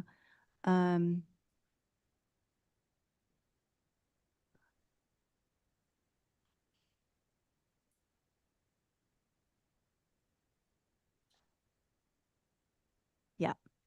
So, I'm trying to keep this as a question. Yes, it's similar to my question would be similar to Commissioner Say regarding reassessment maybe of the height to keep it from looking like, it's going to sound really bad, but like a mall, a cheap mall. Yeah, and I know you can do, better, but it, and also we can see the joints, or I know they put in as panels, not sure. There's seem to be joints in your. Score line, we call it. What is it? Water line. Score Is that- line. Oh, Like between, to keep it from cracking? Oh, got it. well, and also for looks. Yeah. Panels. Like a They're panels. You have to do panels? No. No. But the score lines. Yeah, okay. Focus on the rendering in this view versus that elevation. Okay. But, and that's what it's for. Yeah. Yeah, so I guess let me just say some sort of back and forth. I don't know. Well, all right. It's okay. Mine are going more into comments, so it's okay. Right. And again, and the reason we choose modern flat roof design, because this particular lot 3 sloped down very quickly. Right. And then we also have a neighbor on the right. And we don't want to overshadow them. And also that if we put a roof on it, it's going to look 5-story from Easton. Right. Oh no, it's not the modern, is the modern issue that what was It's a going on. score line. Yeah. Okay. So anyway, yeah. Thank you for your comment. Sure. Any other questions for James on lot 3? Okay, thank you, James. I'm going to Thank you. the public hearing. Actually, I'll keep the public hearing open and invite members of the public to come up. Let me acknowledge that there are some folks who've filled out these speaker requests. So please note, speakers are limited to 3 minutes each. I'll just do them in the order that, Oh, sorry, they're in order. yeah, sorry. Well, it doesn't matter. I could, Diane Haggerty was the one at the top. It doesn't matter to us either, so just come up. I'll take less than 3 minutes. Thank you for accommodating me. No worries. So Andrew Cotton, I'm here with my wife Heidi Nielsen, owners of a property on Hillside Circle since 1997. First of all, applaud the fact that this property is going to be redeveloped. It's in desperate need. I think most people on the circle would agree with that. I think my next comment is to double down on the comment from Commissioner C, asking why all 3 of these properties need to be built on Hillside Circle. This will be an unbelievable challenge for everybody living on the circle, and there is very buildable sections of that property down on Easton. It would seem to me very much that this property should have been constructed or should be constructed in that way in at least one or maybe two of the three properties be designed to be built on the bottom of the hill and not on the top. Otherwise, I think it's grossly inequitable for the residents of Hillside Circle to have all three and to deal with that. My third comment is specific to property 3, which I actually don't know where a property like that exists in Burlingame. It certainly does not exist on Hillside Circle. I don't know what you describe that style. I'm not an architect, but Hillside Circle is Spanish, Tudor, colonial, Dutch. It's several styles, but it certainly is not this. King Charles, when he was Prince Charles, referred to a building once as a monstrous carbuncle on the city. And that's what this rendering made me think of. So those are my comments. Thank you very much for taking my time. Thank you. You can come up in whatever order you want. Diane, you were the next one on the list. We also have the Yaganathan family. And Andrew, you just spoke, right? That's done. Come on up. Thank you. I'm the Yoganathan family. I thank you so much for taking our comments. I live on Summit Drive, so right across from Hoover School, and this is that bird's eye view you talked about is my what I directly look on. So me and my family, I have 2 young children. My husband's home with them right now, and so very invested in this. First, I want to say we are very supportive of this being replaced. It is not only ugly right now, but a major safety issue, including for children. I worry about people coming and squatting there. So I'm very happy this will be replaced. I'm very happy it'll be replaced with single family homes. So we'd like it, to move forward. However, I do have some concerns. First, I'm going to bring up something you might think is standard, but dust and debris is a concern, and I'd like that to be on the record. This is not a standard project. This is almost 1 acre with 3 homes, and then we heard 18 to 24 months. So I really think it's important to be on the record, and would like the commission to ensure that there's proper precautions, and if there's any damage, of course, we would expect that to be covered. That is a very long time. That is not a standard home. And also, I do worry about the health risks to the children over that time. So I'd like that to be on the record. Second, the trees, and I appreciate that you've brought this up. A few things. One is there really is only 1 large tree left. I'm sure you've all visited, so you can see, this is the view from my kitchen. You can see the reflection from our lighting. There's that 1 tree left. I saw in the arborist report that it will be protected. However, I'm very concerned because my understanding is many trees have been removed. So I think this is very important, and I'd like to second the requests you've made to see proper trees planted and large trees planted. I think that's part of the character, and I think it's very important for privacy. For privacy, those are very large-looking homes on the back side. So I think that's important. I also agree with these points around it not looking like an apartment or, an old school mall. So I think this landscaping is really, really important. I'd like to advocate for, to ensure that the sidewalk that is on Easton remains and is actually improved.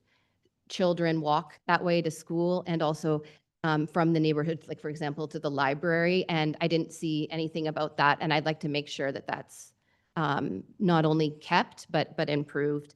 I understand it's 3 homes. However, that is a very large footage up there, and it is 1 acre. So, while I'd love 2 homes, like our main thing is we want this to be replaced and to be finished, hopefully in a timely manner. So, yes, thank you for taking the comments, and I hope that these will all be taken in consideration. Thank you for your comments. Anyone else is welcome to come up. Diane, still on the list?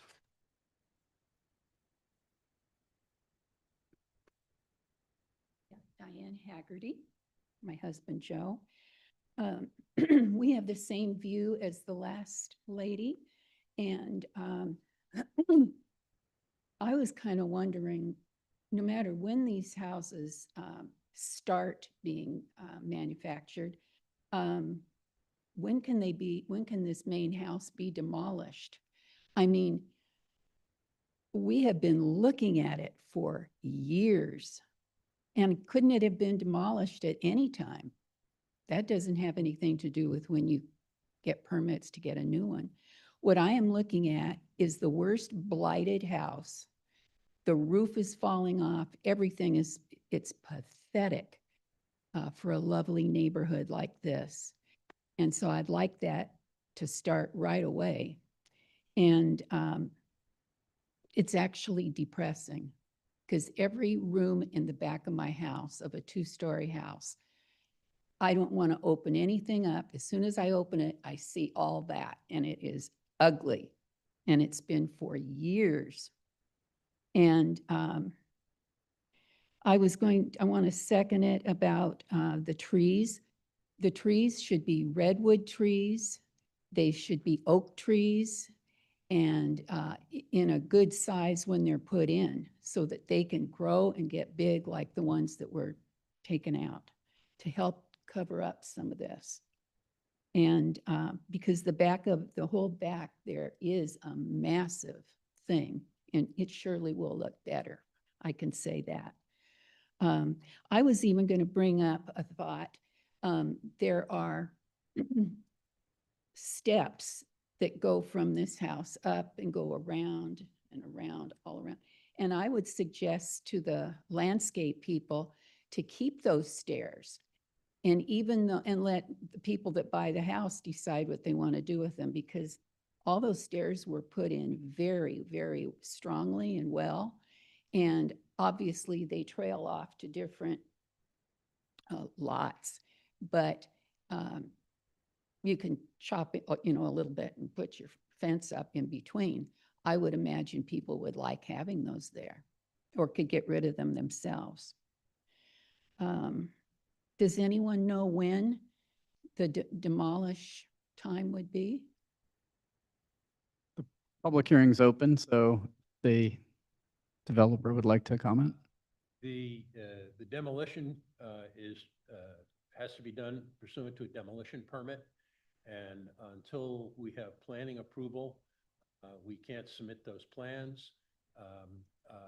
There's also, since this is a hillside lot, grading moratorium, so that if we demolish the project and get caught by the grading moratorium, we have to do a massive amount of erosion control. So the answer is we'd like to tear it down as soon as we possibly can, but it's not going to be this week. What's a grading requirement? To grade the lot, to put new foundations Right. in and all that. Okay, Dig That holes in came the with- ground. thank you. Thank you. Okay. Anyone else who, just please come up.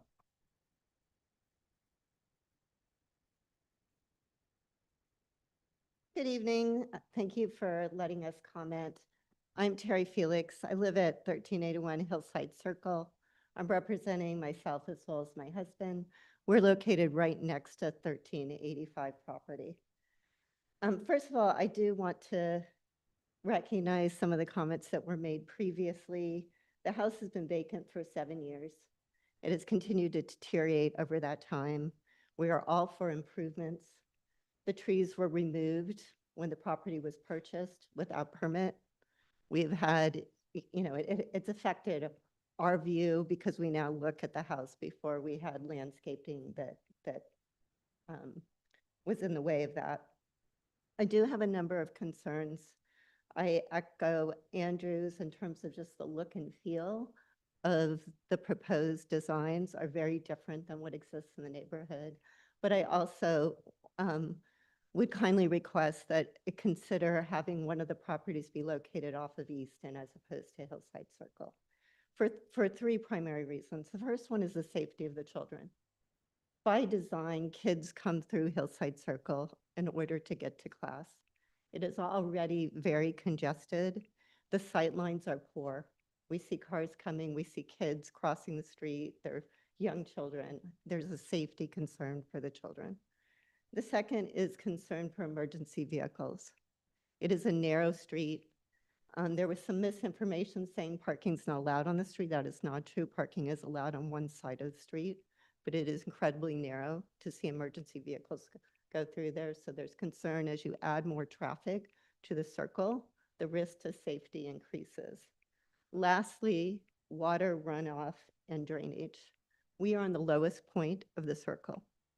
We've lived there for over 20 years. We have not had flooding. However, it has come close. And with 3 properties now draining into Hillside Circle, I can say with fair certainty that the likelihood of flooding on our property and property damage is quite high.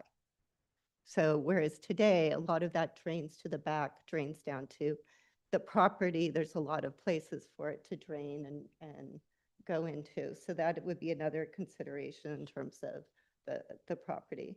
For these reasons, I respectfully ask the commission to reconsider this plan and to look for a consideration of having one of the properties be located off of Easton. Again, we are all for improvement. It is a blight in terms of what exists there today, but we think putting all 3 on a relatively small frontage is not the best design proposal. Thank you. Thank you.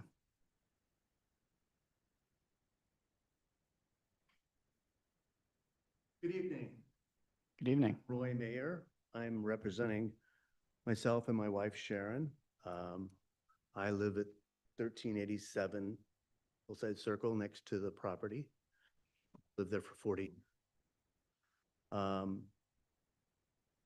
What I'm concerned about with our property is we're going to look at a 5-story structure.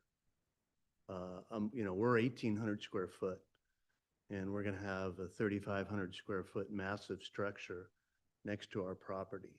And I'm a little concerned about that. Also, the 3 homes are going to be there, and I strongly recommend that one of the lots be positioned on Easton Drive. The logic to me is straightforward. This change would make the street much safer. Hillside Circle was specifically designed by the city as the main pedestrian route for Hoover School. And that had happened about 4 or 5 years ago. And the school and the city spent a lot of money to put in sidewalks. They reconstructed a bridge. They put in the pedestrian crosswalks. And putting 3 houses there and a possibility of 12 vehicles on 3 small driveways, they're going to be backing out into this area, and it's going to be a lot of chaos and a nightmare. The kids are dropped off, and it's just going to be a mess.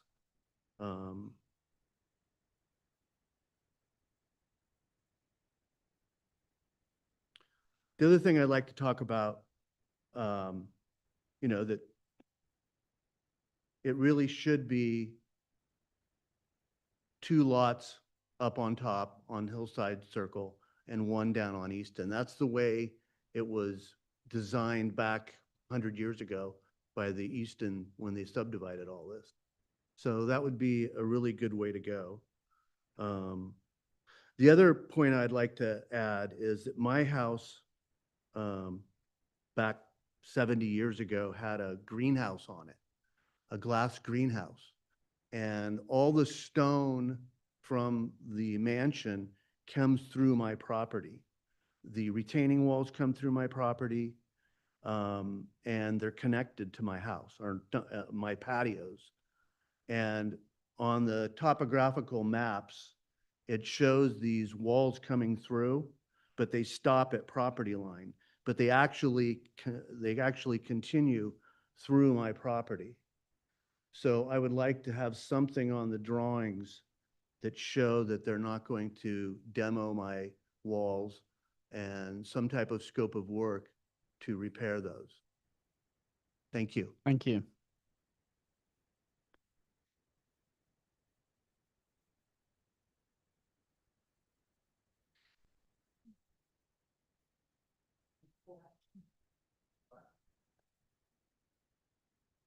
I'm Sharon Mayer. I live at 1387 Hillside Circle also with my husband. And I'd like to address the safety of the neighbors living in Burlingame Hills. Our local fire department is located on Hillside Drive. And during an emergency, in order to access Burlingame Hills, the fire trucks come down Hillside Drive, they turn on Alvarado, they turn onto Hillside Circle, which is narrow, and it comes past our house to go up into Burlingame Hills by Canyon or Summit. They are able to maneuver these fire engines, I believe, because 1385 and 1388 across from us have half-circle driveways, which keep their vehicles parked on their property, leaving the street clearer for cars. Having half-circle driveways does a few things. It enhances safety by eliminating backing out onto the streets. It creates a convenience, forward-facing entry and exit, and most importantly, it helps with traffic flow on the one-way narrow streets. To keep quick access for these emergency vehicles serving Burlingame Hills would be to redesign the houses with half-circle driveways. Building 2 houses on the circle instead of 3 with this type of driveway will create a safer thoroughfare for emergency vehicles getting to Canyon and Summit. Maybe speak to our fire department, see what they have to say about 2 houses compared to 3. They know how tight the circle is. Keeping cars parked off Hillside Circle as much as possible is the right thing to do for the safety of the entire Burlingame Hills neighborhood. Thank you. Thank you. Any other members of the public? That's okay. Thank you. Good evening. I'm Nancy Locke. I live at 1384 Hillside Circle. I've been there 34 years with my husband. We live directly across the street from 1385. And as you've heard others say tonight, and I underscore, it is a blight on the neighborhood. It's a fire risk. It's an invitation to squatters. And it's probably a rodent haven because the windows and doors on some of the lower levels have been compromised for decades.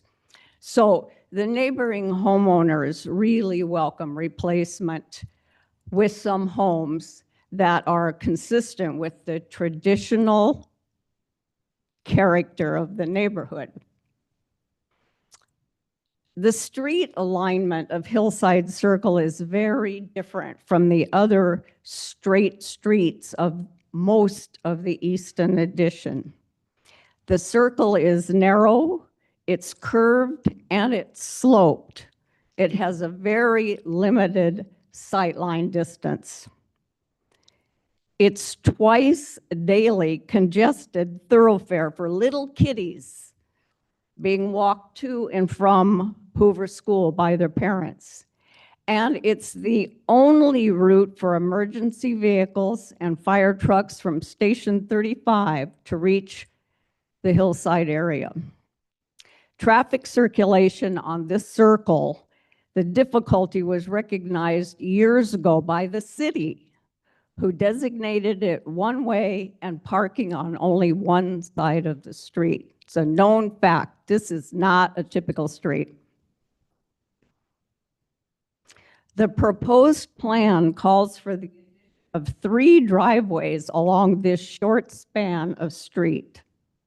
With large 4,500 square foot homes that will likely have a minimum of 4 cars each, backing onto a busy curved street with poor visibility and or competing for parking on street with limited space already at the curbside. This is an obvious traffic safety issue. This many driveways are going to impede the flow of emergency vehicles, and they're going to endanger the juvenile pedestrians as well as having a significantly negative impact on the existing residents. This plan calls for one too many houses fronting Hillside Circle. With respect, neither the developer nor the architect are Burlingame residents. This development is not for their personal use. They won't be living with the forever results of cramming too many houses along this narrow street. We, the residents and the community, ask that this particular subdivision parcel alignment be redrawn to have two parcels fronting the circle and one fronting Easton. Thank you.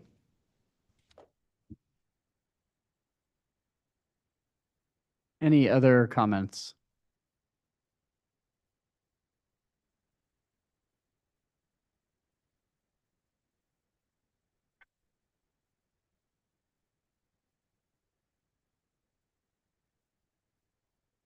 Hi. Hello. My name is Jim Locke. I live at 1384 Hillside Circle as well, and I've lived there with my wife for 34 years. The home across the street has been a problematic property for us for 34 years.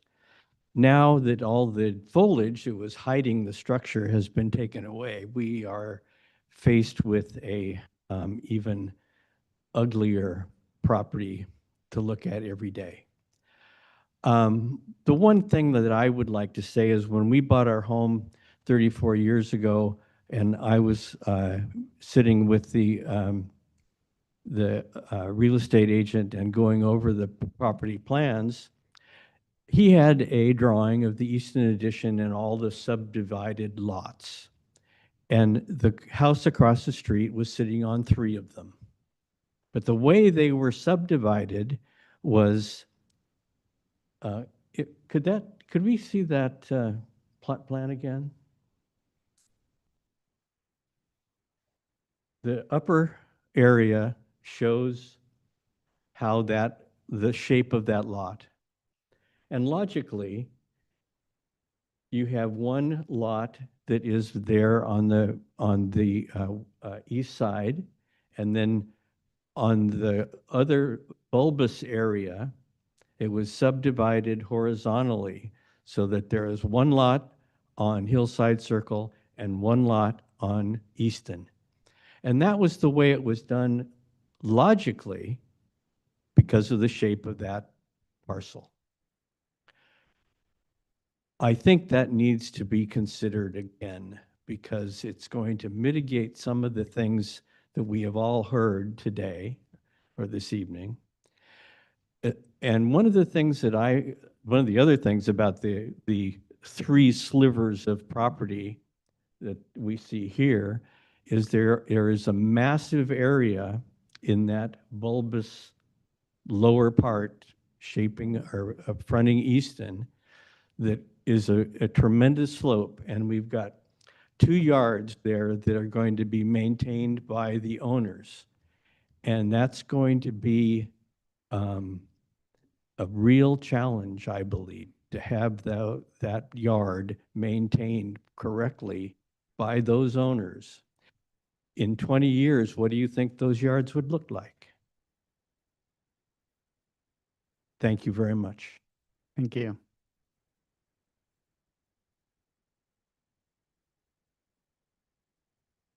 Last call for public comment. Thank you very much. We'll close the public hearing. So next we'll have the commission discuss feedback and comments on the overall project and Lot 1. Commissioners?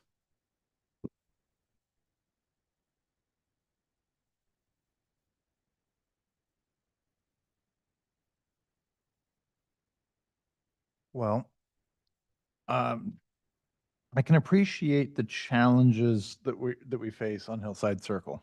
I do. And I also, though, appreciate the challenges that are down on Easton. Easton is, I think, just as bad or worse as far as being narrow and having more people going to Hoover. And I appreciate the children that are trying to come out of the hills and coming down Hillside Circle and down to Summit. I get that. But I'm not sure that I see that having a lot open onto Easton is actually going to mitigate anything. It's just moving it from one spot to another, of which I'm actually not convinced the Easton driveway would be worse. That being said, the way that I feel like the team has cited these projects, they actually have fairly generous double wide driveways so that they are not going to contribute to parking on the street. And as I was there today, it's no parking on their side of the street. So I don't know that this development adds to that piece of it. Now, will people compete for more parking elsewhere? Yes. And that's happening all over the city, where we're adding more density without people using their garages or their driveways. And so the streets are congested. But I do think, these projects are sited 20 feet back, which is far more than the adjacent homes around it on Hillside Circle. They have good side setbacks that I don't actually see the wall of design that other people are commenting on. I actually see better than is there now, because you have a two-story home that is much taller and blocking that whole hillside. I think that the team has done a fairly good job at trying to address a single-story solution going down the hill as opposed to two-story solutions going up, which are what we see around everywhere else in Burlingame. So I do feel like there's an attempt being made to minimize impacts the way that they can. But I don't know that we can change the depth of Hillside Circle.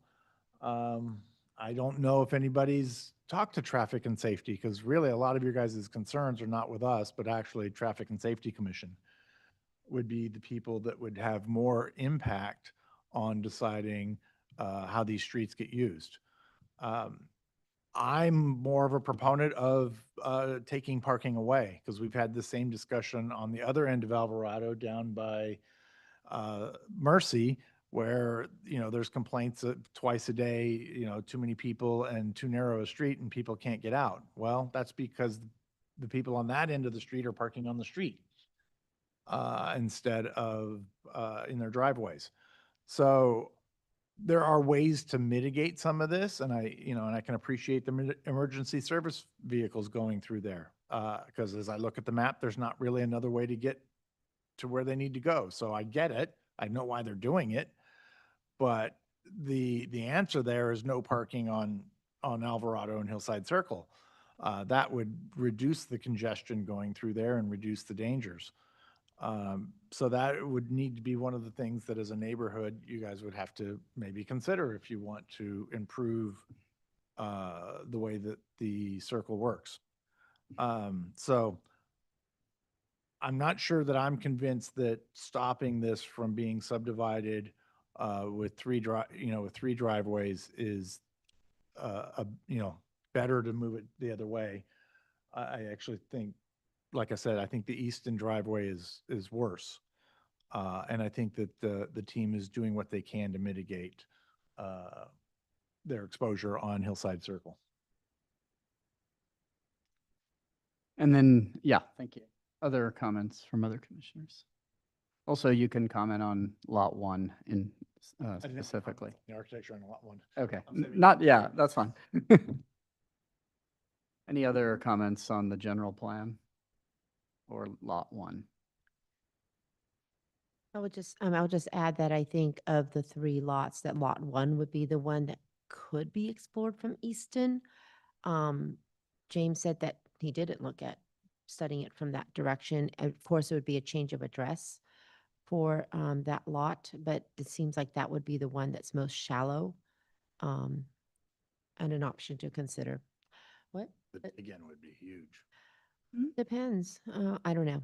I obviously don't have the benefit of all the information to be able to design it here, but of the three, that would be the one that seems like it could be a likely consideration from Easton if explored at all.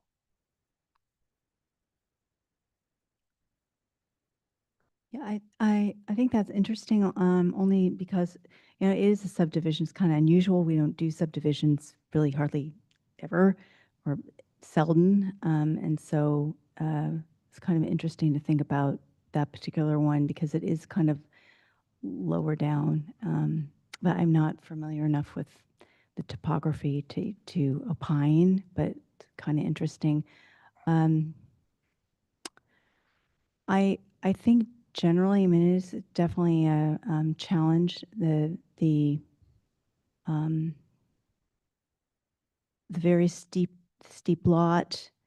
I have to say, those are very, very large parcels, and considering how large the homes could have been, they are not maxed out. So, you know, there is room for improved vegetation, and I agree with the speaker, when vegetation is done properly and they're large trees, but also evergreens and ones that have potential to be large, not just, I think the strawberry trees were mentioned here a lot, but that is not a large tree, will never become a large tree. So there are improvements that way that can really help. You know, some tweaking here and there, as my colleague mentioned, some really good points. But I think these generally have been really more thoughtfully done. I like that they're one story up at the top. I definitely don't like double garages like that, but I think that's pretty common in areas with a slope. So, you know, I'm not so opposed to that. But, you know, I appreciate the density issue. I guess it's unique here because they're saying there's really not, there's a parking issue, but there's also not really consistent sidewalk. So many of us live near schools. I'm on the flats. I live near a school. I cannot get out of my driveway during certain times of the day. However, I can park on both sides of the street, and yeah, we have a long driveway, but I just wait, and we have a sidewalk. So I guess we can't compare, and I certainly am not familiar enough with this neighborhood. I don't live here. So, you know, I trust the people who live here that they have issues. So you know, I don't know how to go further on this, but I would love if that would possibly be looked at, because I think that's a very interesting thought about kind of doing a switch on that one. If that's possible, to suggest that on that one parcel. And I do want to say something, because we did not get this in the staff report. Many have asked me what was the history on that home and why isn't it historic? And I realize it's certainly been degraded over decades, which started decades ago. It was a beautiful home in a completely different environment. It was shingled, almost like a cabin, with beautiful landscaping. Yeah, it didn't have the stucco added and all the funny roof that is not, the tile roof is all added way later. And all these comments about the garden sculptures and the interesting twigs that are all concrete. Those were once very beautiful, probably done by a well-known landscape designer here at the turn of the century. So in another time, it was a beautiful, beautiful property. And the reason things like this, when they have gone downhill that far, or normally any properties are not demolished right away, is because sometimes, and this is not, it's not going to be this architect and developer, I don't think, sometimes the projects just never happen, and trees will be raised, buildings torn down, and then nothing happens. And so that's, I believe, why we changed the rule, probably 30 years ago, about you don't get a demo permit till you have approved plans and building, everything's approved. So there is a reason for that. So anyway, those are my comments.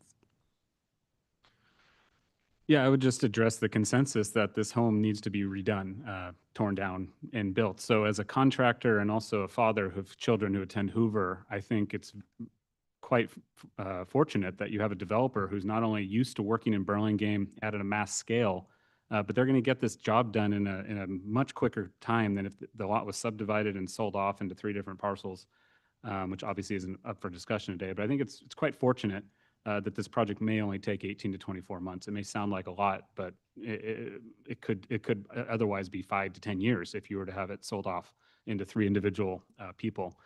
And I would just say, as a contractor who built a lot in Burlingame, Burlingham's very strict construction management practices for both traffic plans, dust management, noise, working with schools, and of course being safe. So I'm not sure how much my words carry with you, but I would say that you can rest your hat on the fact that Burlingame has very good codes enforced. And I think that a developer who's used to working in Burlingame at scale is the right choice here. And like I said, I think it's quite fortunate for that. As far as architecture for home 1, it's not how I would design my home, but that's not my purview. My purview and much of my planning commission is to decide, does it fit within the code? Does it fit within the structure of the city plan? And more or less, these homes do. As I said, it's not how I would build my home, but again, that's not for debate. And we'll talk about the other 2 homes as well. But I think as far as facing Hillside Circle, I don't disagree that it might be better to have a house on Easton to some degree, but as Commissioner Schmidt said, I'm not sure there's compelling evidence that would really be better. My kids use both Easton and Hillside Circle to get to and from school. It just depends on the day.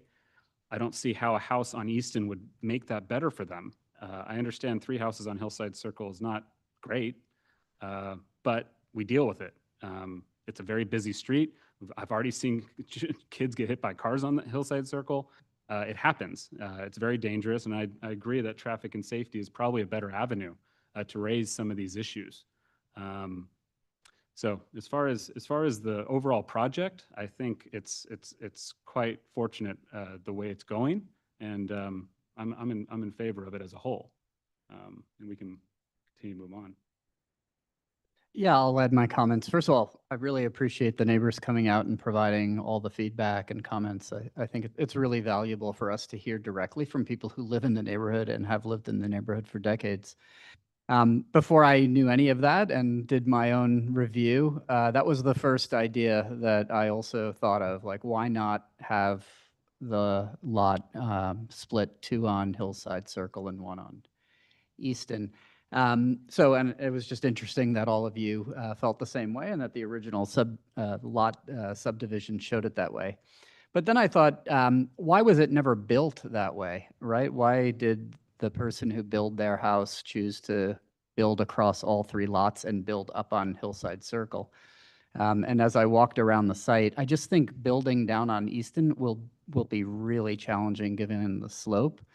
And it, the developer is making a commercial investment in tearing down this blight and eyesore and selling a house that's in a valley versus one that's up on a hill is a different proposition from the view and just the feel of the house.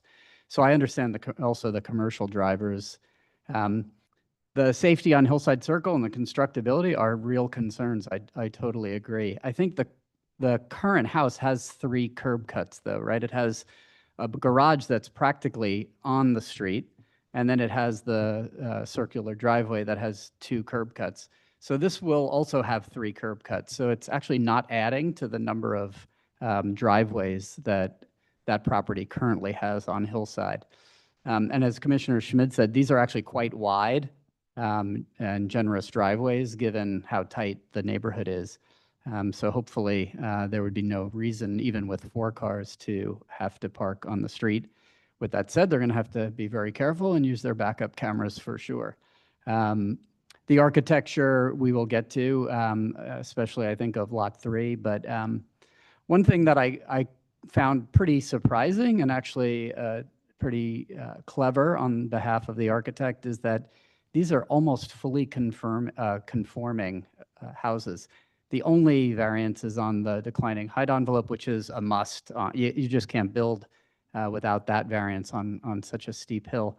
So they're not asking for special permits for side setbacks, front setbacks, rear setbacks, height, which is pretty impressive given how complex this subdivision and development is. Lastly, I also felt like the current house, as everyone agreed, just a disaster. These are really quite low houses. So even though they're massive on the back side visually, I think they're going to look very modest on the front side. Lastly, I think Commissioner Pfaff raised a good point. I looked back at the staff report for each of the properties. They could have developed houses on lot 2 and 3 that were over 1,000 square foot larger than these houses and still been well within their rights to do that.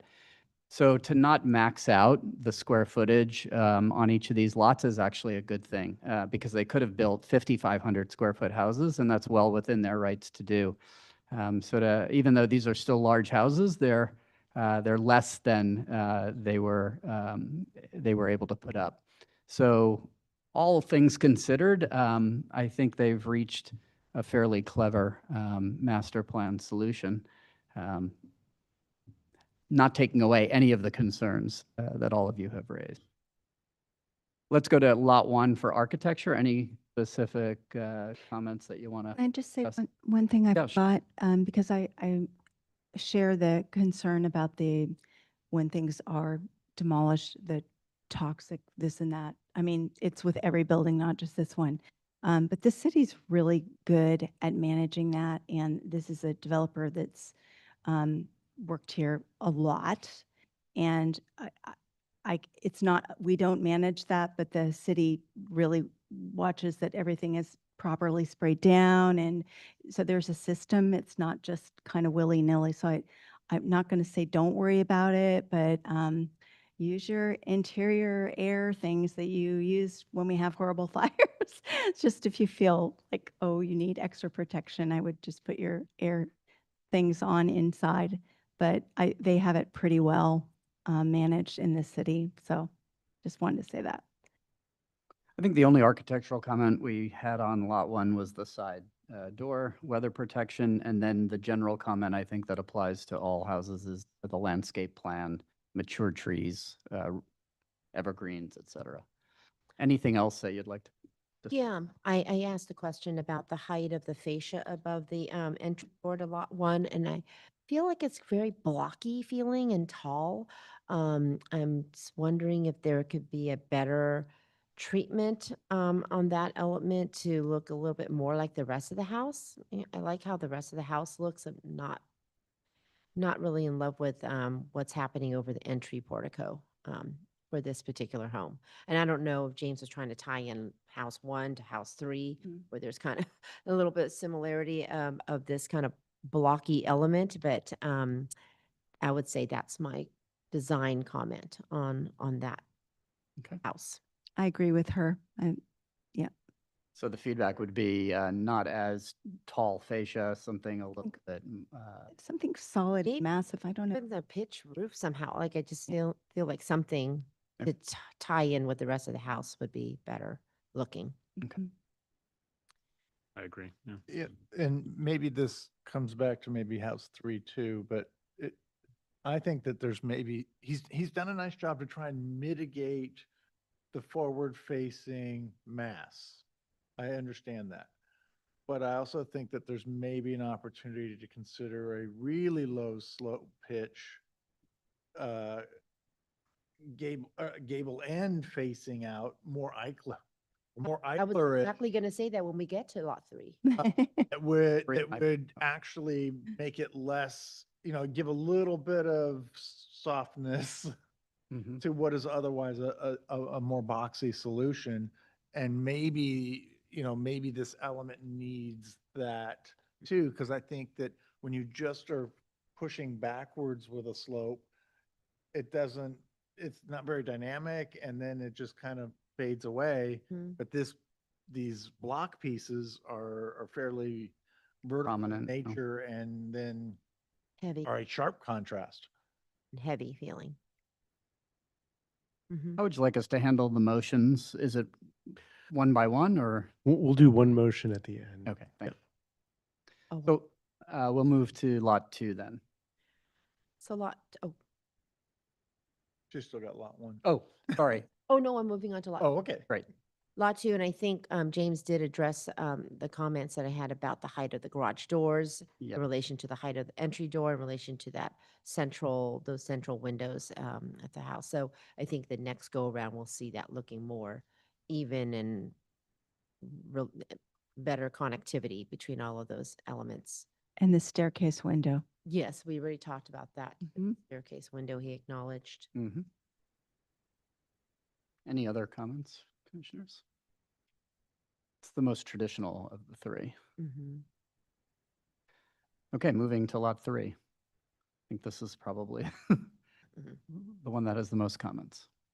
Yeah, like Commissioner Schmidt was saying, that I also wanted to suggest a more Eichler approach for this home. To have a pitch roof, but be low-lying, a little bit of an ode to our Eichler community in Burlingame up in the hills.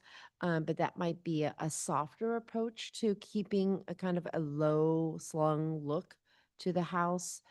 Without having to commit to full flat roofs everywhere. It could still also work into some flat elements along the back side of the house.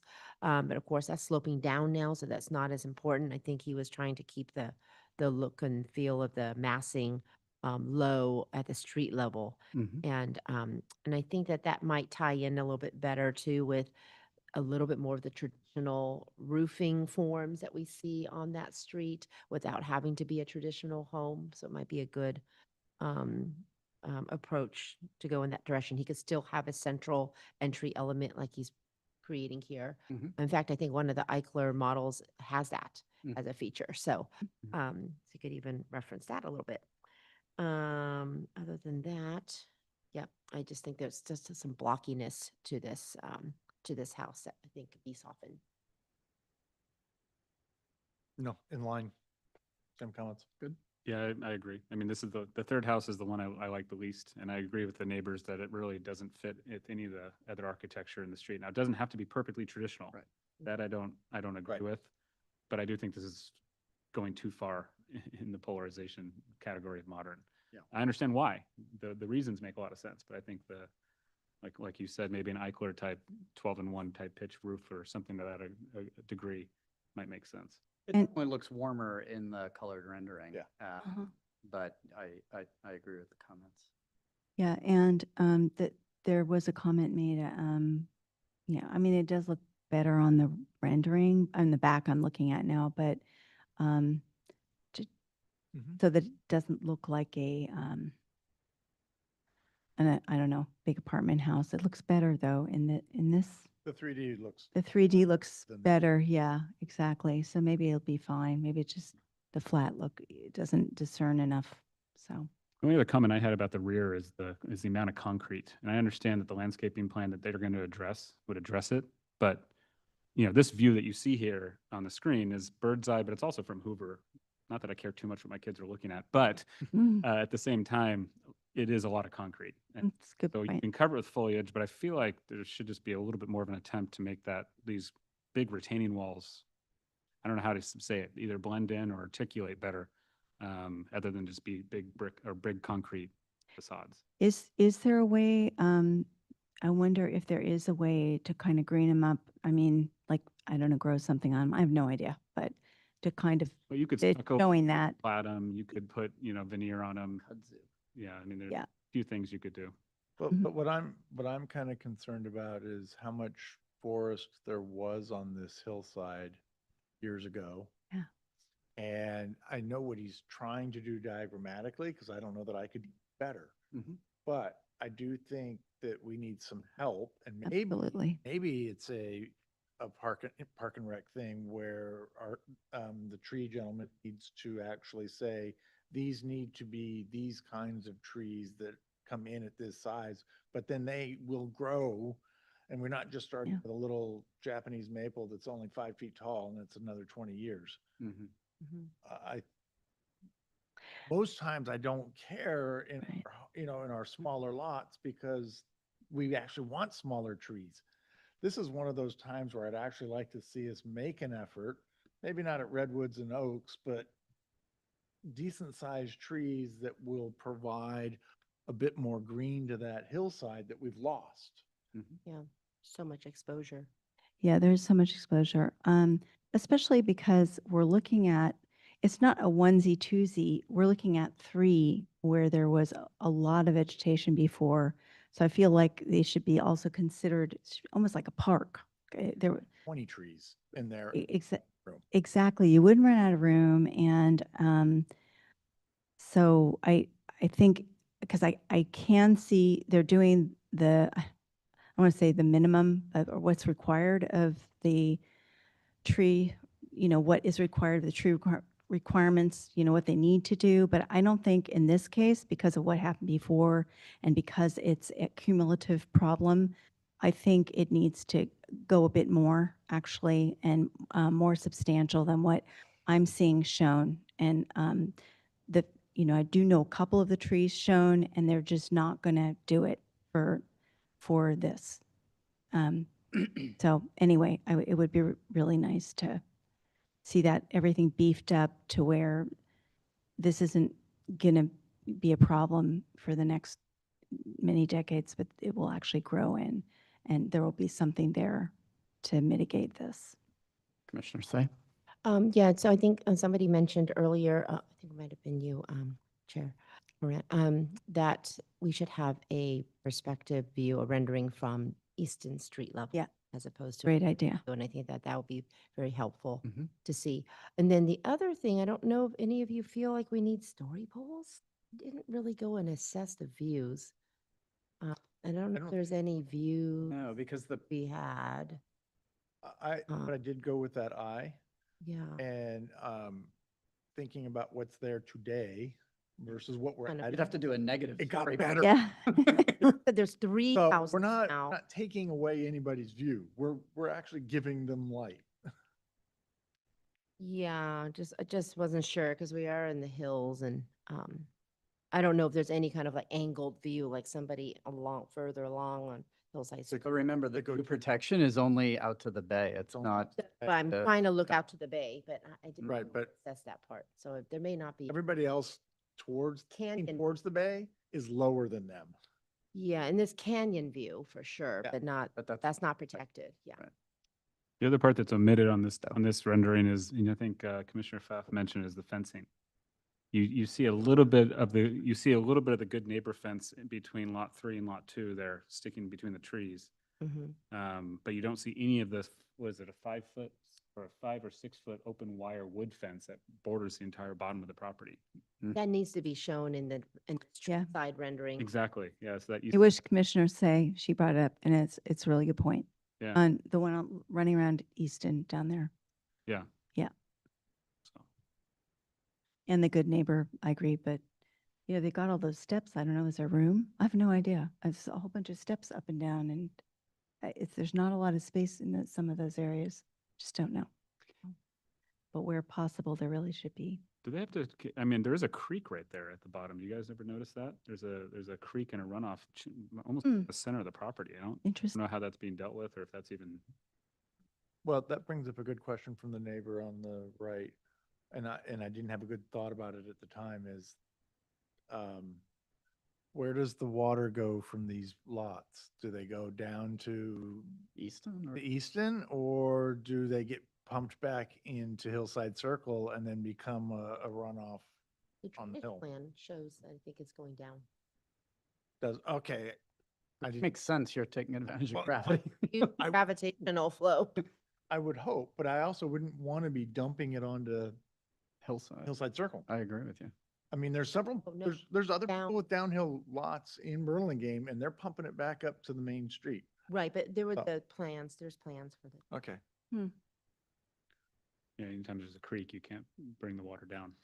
Yeah, has to go back up. Well, but there's their roof drains and everything too. No, I know. It's, yeah, So the whole gamut. Are we ready to do well, first, maybe do you want to talk about what the motion will be? Action, which still gives us a chance to reject if we don't like what they bring back versus continue. So action. action. I'd be in favor for action.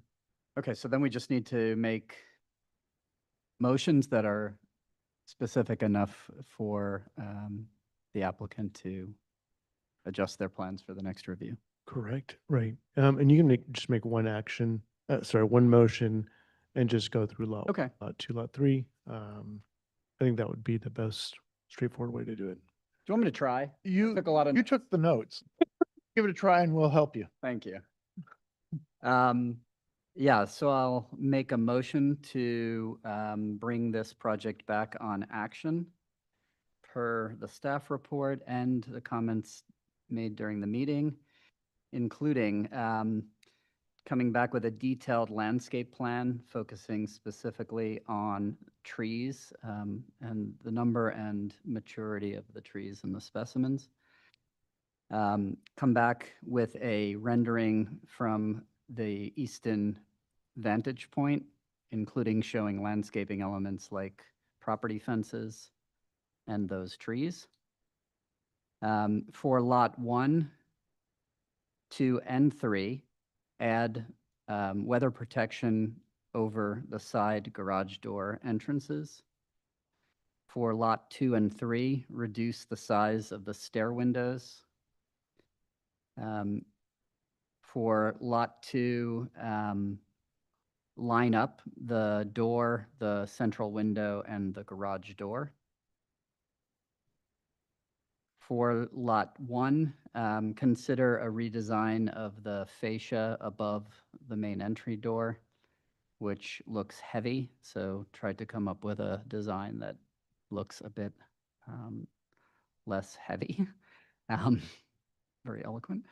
For lot 3, the most comments from the commission on how to soften that modern aesthetic, potentially with a ode to Eichler, a potential low-pitch roof as one idea, but really for James to come back with ideas to mitigate the boxiness and maybe over-modern look of that facade as it relates to the neighborhood.